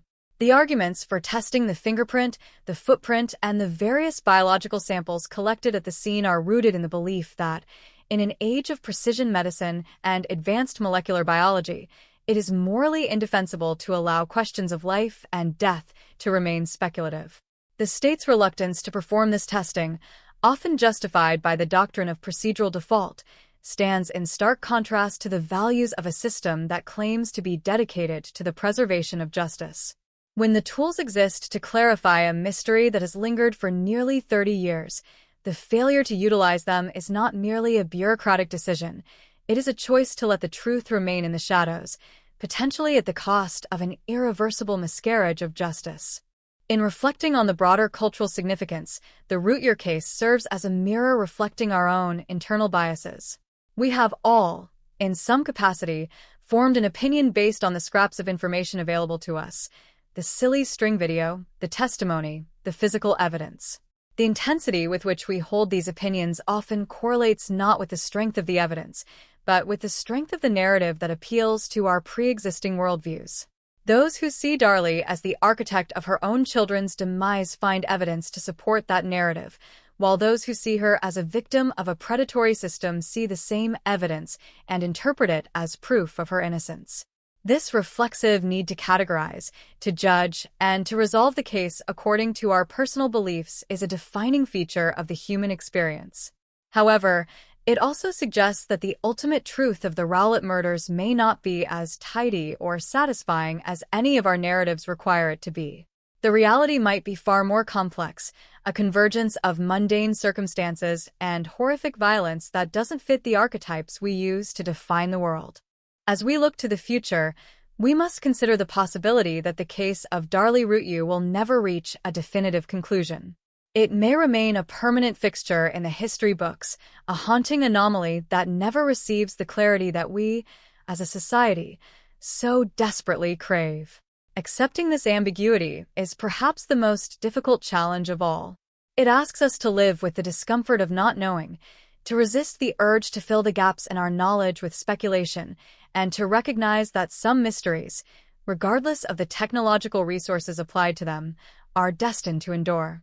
This acknowledgement does not mean that we should cease our pursuit of the truth, but rather that we should temper our expectations and commit ourselves to the process rather than the destination. The commitment to fairness, to the objective evaluation of evidence, and to the protection of the innocent, these are the values that must persist, even when the truth itself remains elusive. The legacy of the Rowlett murders is ultimately one of enduring questions. The children, Devon and Damon, remain the central figures in this saga, their brief lives serving as the silent, tragic anchor for every debate that has followed. Their loss was the catalyst for a chain of events that has lasted longer than they were alive, a reality that should humble us as we engage in the endless, often detached, discussion of their passing. The case is a reminder that behind every criminal investigation, no matter how famous or polarizing, there are individual lives that have been destroyed, and that justice is a heavy, precarious, and fallible burden that we place upon our institutions. As we close this exploration, we must carry forward the awareness that our search for justice is never truly completed. The echoes of that night on Eagle Drive will continue to sound, a reminder that the past is never fully settled, and that the duty to seek the truth, however uncomfortable it may be, is an ongoing obligation of a just society. We must continue to be, at once, seekers of evidence and guardians of our own humanity, recognizing that the most profound insights are often found not in the final verdict of a court, but in the persistent, quiet acknowledgement of all that we still do not know. The mystery of the Routier home remains a testament to the fact that, despite all our progress, there remain dark, unmapped territories in the human experience that our laws and our science are only beginning to illuminate, and that the story of what truly happened in 1996 may forever be the most guarded secret of all, held in the silence of the night, long after the rest of the world has stopped looking. The conclusion of this exhaustive investigation into the life and legal entrapment of Darlie Routier necessitates a final reflection on the nature of truth itself within the crucible of the criminal justice system. We have traversed the landscape of the Routier tragedy, from the idyllic, manicured streets of Rowlett to the sterile, haunting silence of the courtroom and the bleak, enduring confinement of death row. Throughout this journey, the fundamental tension between the narrative of a cold-blooded maternal betrayal and the evidence of a potential, overlooked intruder has remained the central, unresolved conflict. As we reach the final stage of this analysis, we are compelled to acknowledge that the pursuit of justice, while an essential endeavor, is frequently hampered by the very tools we employ to achieve it: our need for closure, our reliance on incomplete forensic models, and our susceptibility to emotionally charged storytelling. The story of Darlie Routier is a profound illustration of how the legal system, in its quest to provide answers to a grieving society, can inadvertently cement a version of events that may never truly align with the complex, hidden reality of the incident. When we consider the weight of the evidence that led to the 1997 conviction, we see a reliance on patterns and inferences that, while persuasive in the context of a trial, are subject to the limitations of human perception. The blood spatter, which became the definitive proof for the prosecution, was not merely a collection of data points, it was an interpretation. Every expert who took the stand to testify about the trajectory of those drops was doing so through the filter of their own experience and the constraints of the forensic science available at that time. To claim that this interpretation was the absolute, objective truth is to ignore the inherent subjectivity of forensic analysis, particularly in cases where the scene has been subjected to the chaotic interference of emergency responders and the passage of time. The danger lies in our collective willingness to accept these interpretations as unimpeachable, thereby foreclosing the possibility that a different, equally valid interpretation might have led to a completely different outcome for the defendant. The silly string video remains the most potent and perhaps the most problematic element of the entire case. It represents the point where the legal determination of guilt intersected with the social determination of morality. The public's reaction to the video was not a forensic assessment. It was a visceral, moral judgment that bypassed the intellect and went straight to the heart of our societal expectations. By effectively transforming Darlie from a suspect into a monster in the eyes of the jury, the video provided the necessary emotional catalyst to bridge the gaps in the forensic narrative. This serves as a critical warning for the future. We must be deeply skeptical of any legal proceeding where the emotional resonance of an image or a piece of conduct holds more sway than the rigorous, neutral examination of physical evidence. When we allow our moral outrage to dictate our judicial verdicts, we risk losing the very objectivity that is supposed to be the foundation of our legal system. The persistent, decades-long battle for further DNA testing is, in many ways, the most important legacy of the Routier case. It represents the triumph of scientific curiosity over institutional finality. The individuals who have dedicated their lives to this effort are not motivated by a desire to challenge the authority of the law for the sake of it, but by a fundamental belief that the truth is a living, evolving entity that must be continuously reevaluated in the face of new knowledge. If the technology exists to potentially resolve a mystery that has cast a long, dark shadow over the American justice system, then the refusal to utilize that technology is an act of defiance against the very principles of fairness and transparency that the law is supposed to embody. The potential for a modern DNA analysis to either confirm the original verdict or to uncover a hidden, exonerating truth is a burden that the state should be eager to shoulder, rather than a prospect it should seek to avoid.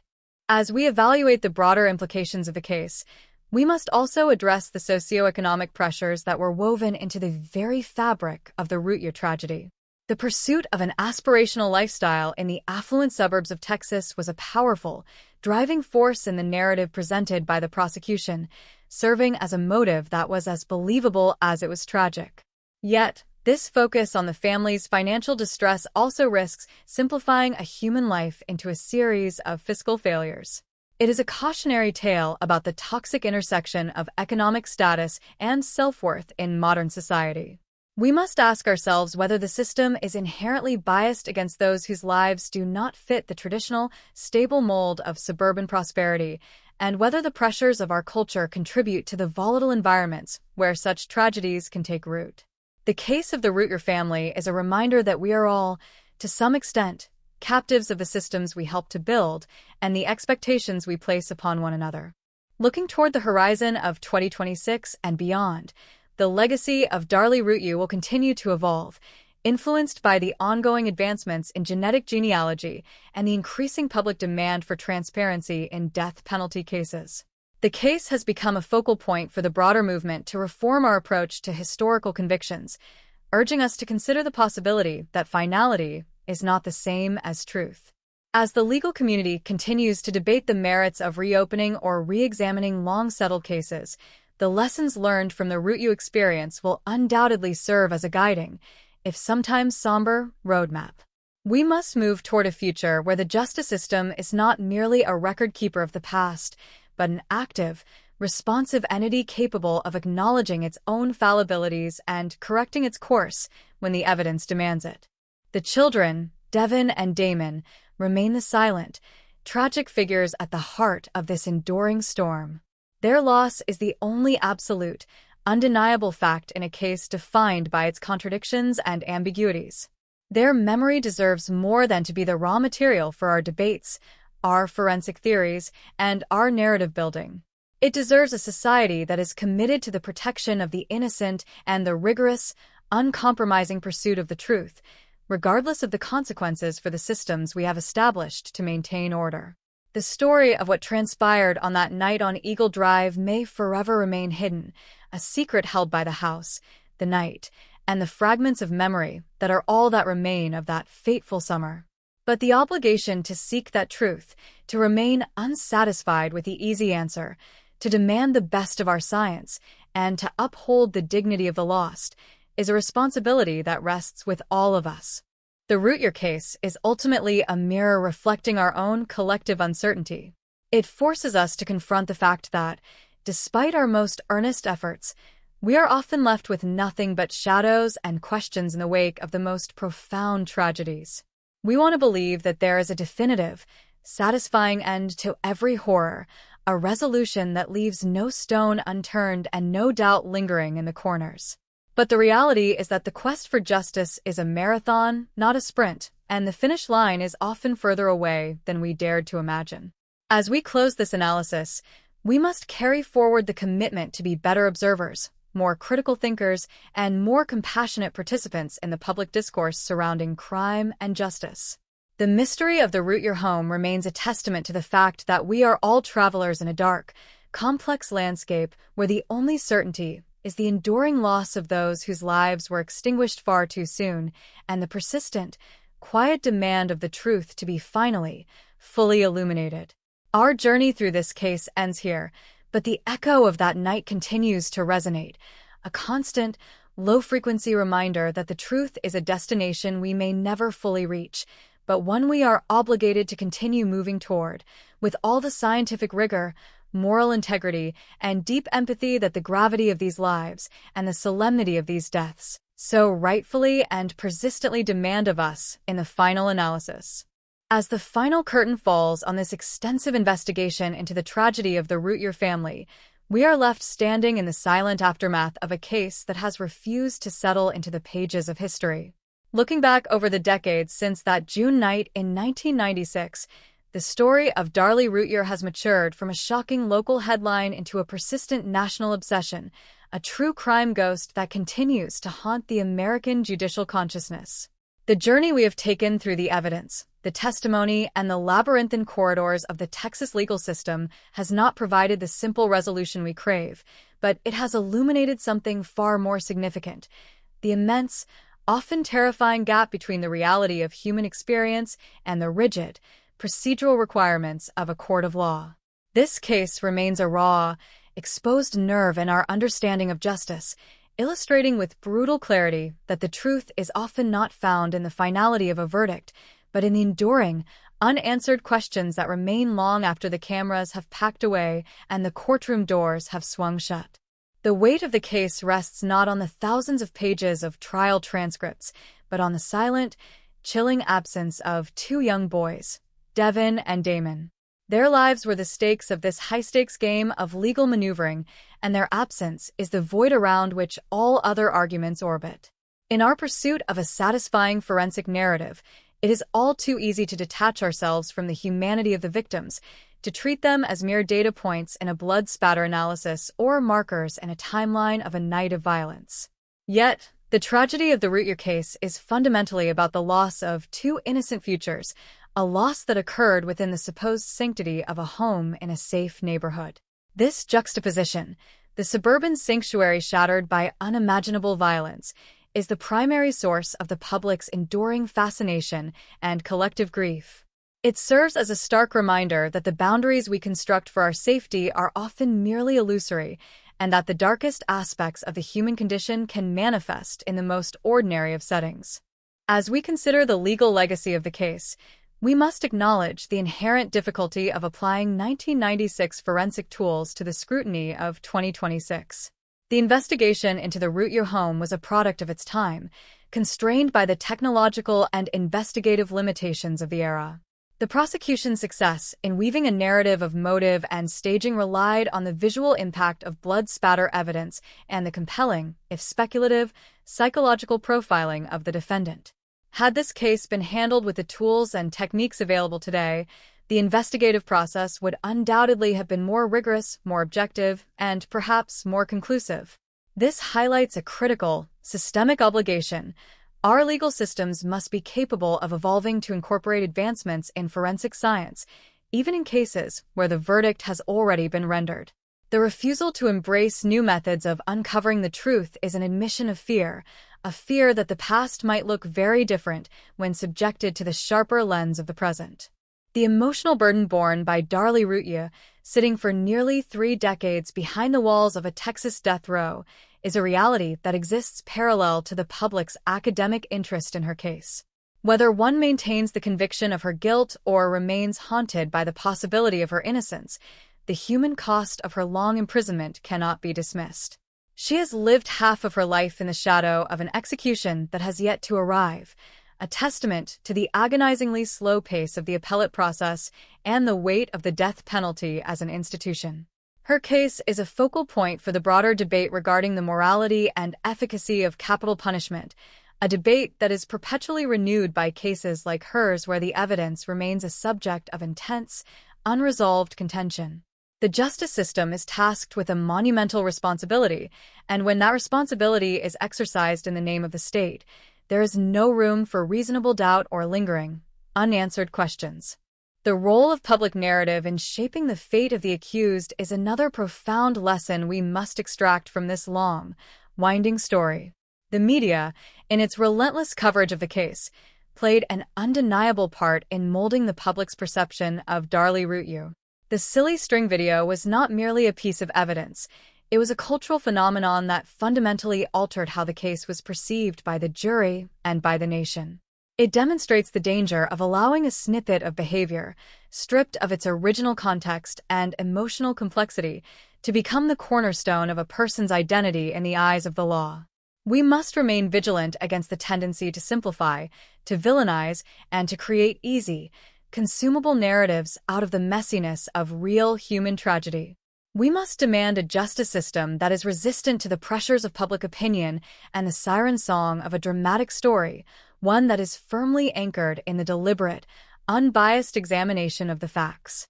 As we move forward, the case of Darlie Routier will continue to stand as a sentinel in the history of true crime, warning us of the consequences of our own prejudices and the limitations of our legal institutions. It reminds us that every case, no matter how famous or how well documented, is comprised of individual human beings whose lives are complex, contradictory, and often beyond our capacity to fully understand. We have seen how the pursuit of the truth can be diverted by the needs of the system, how the hunger for closure can lead to the acceptance of incomplete explanations, and how the weight of the past can press down on the possibilities of the future. The lesson of this journey is that we must always remain seekers, seekers of evidence, seekers of nuance, and seekers of the dignity that the victims and the accused are both, in different ways, entitled to expect from the machinery of justice. The mystery of what occurred in that Rowlett home will likely never be fully unraveled, and perhaps that is the ultimate, final truth of the matter. Some stories do not offer a clear ending. They remain, like embers in the dark, constantly flickering and waiting for the wind to reveal what they are hiding. We are forced to accept the uncomfortable reality that some secrets are too deep, too tangled with the mess of human emotion, and too distant in the corridor of time to ever be retrieved. And yet, this acceptance is not a sign of defeat. It is a mark of maturity. It is the recognition that the justice we pursue is a human, and therefore an imperfect enterprise. We do our best, we build our systems, and we strive for fairness, all the while knowing that our reach will always, at times, fall short of the truth we seek. In the end, we are left with the silence that has spanned the last 30 years, a silence that serves as a constant, low-frequency hum behind our daily lives. It is the silence of 2 boys who are lost, the silence of a mother who remains held in the limbo of the law, and the silence of a truth that has stubbornly refused to emerge from the darkness. As we close the final chapter of this investigation, we must do so with a renewed sense of humility and a commitment to the ongoing work of justice. We are not just readers of a story, but members of a society that is defined by how it handles the most difficult, the most polarizing, and the most agonizing of its challenges. The Routier case, with all its heartbreak, its contradictions, and its enduring uncertainty, will continue to serve as a beacon for our collective conscience, reminding us that the search for the truth is an obligation that we share, and one that we must carry with us into the years and the decades that lie ahead. The story does not end here. It simply becomes a part of our shared history, a testament to the complex, dark, and eternally compelling nature of the human spirit in its relentless quest to find meaning in the chaos of our world. As we approach the final synthesis of this long, haunting meditation on the Routier case, we must address the fundamental nature of the unresolved. We have dissected the forensic failures, debated the cultural biases, and examined the structural inertia of the justice system, yet the core of the mystery remains as impenetrable as it was on that humid morning in 1996. The case of Darlie Routier has become a permanent feature of our cultural landscape, a dark monument to the idea that some stories are destined to be told indefinitely without ever reaching a definitive resolution. This phenomenon is a source of profound discomfort for a society that demands order, closure, and clear boundaries between the guilty and the innocent. We want the world to be a place where the mechanisms of law are infallible, where the truth can be captured, cataloged, and finalized. The Routier case, however, acts as a perpetual rebellion against this desire, standing as a testament to the messy, contradictory reality of human existence and the inherent limitations of our pursuit of objective truth. One of the most persistent themes to emerge from this exhaustive investigation is the way in which time itself acts as a double-edged sword. On one hand, the passage of 30 years has allowed for a more detached, critical analysis of the forensic evidence, enabling us to see the cracks in the prosecution's narrative that were perhaps less visible in the heat of the trial. We have the benefit of hindsight, of seeing how forensic methodologies have advanced and how the context of the crime has been distorted by the relentless media cycle. On the other hand, time has also eroded the vitality of the evidence, making it increasingly difficult to ever reach a truly definitive conclusion. Samples degrade, memories fade, and the visceral, immediate reality of that night becomes a ghost that grows more elusive with every passing year. We are caught in a permanent state of longing for a truth that is being slowly consumed by the very process of time that we rely upon to provide us with the perspective to see it. Furthermore, we must examine the role of the death penalty as the ultimate, irrevocable conclusion to this saga. The state of Texas, in its commitment to capital punishment, has tied itself to the finality of the 1997 verdict in a way that makes any movement toward reevaluation feel like an admission of systemic failure. When a life is on the line, the stakes of every forensic doubt, every missing fingerprint, and every contested blood pattern are infinitely magnified. This case forces us to ask if the death penalty, in its demand for absolute certainty, is actually compatible with the inherent ambiguity of criminal investigation. If a case is defined by lingering questions and forensic anomalies, does the state have the moral authority to proceed with the ultimate sanction? The continued existence of Darlie Routier on death row, while forensic technologies move into a new era of capability, is a stark indictment of a system that often prioritizes the maintenance of the status quo over the potential discovery of new information. The human element of this tragedy, often eclipsed by the forensic debate, deserves a final moment of reflection. We are dealing with a family that was obliterated, a community that was shaken, and a mother who has spent half her life defined by a label she has fought tooth and nail to reject. To reduce Darlie Routier to a symbol, either of the ultimate mother monster or the ultimate victim of the system, is to commit a fresh injustice. She is a woman whose life, for better or worse, is inextricably tied to the deaths of her own children. This reality is a psychological burden that no legal verdict can truly alleviate. We must consider that the true punishment for the events of that night might not be the cell or the impending date of execution, but the permanent, agonizing existence within a narrative that is perpetually rewritten by strangers. Her life, much like the case itself, has become a site of constant projection, where our own fears, biases, and desires are projected onto her experience.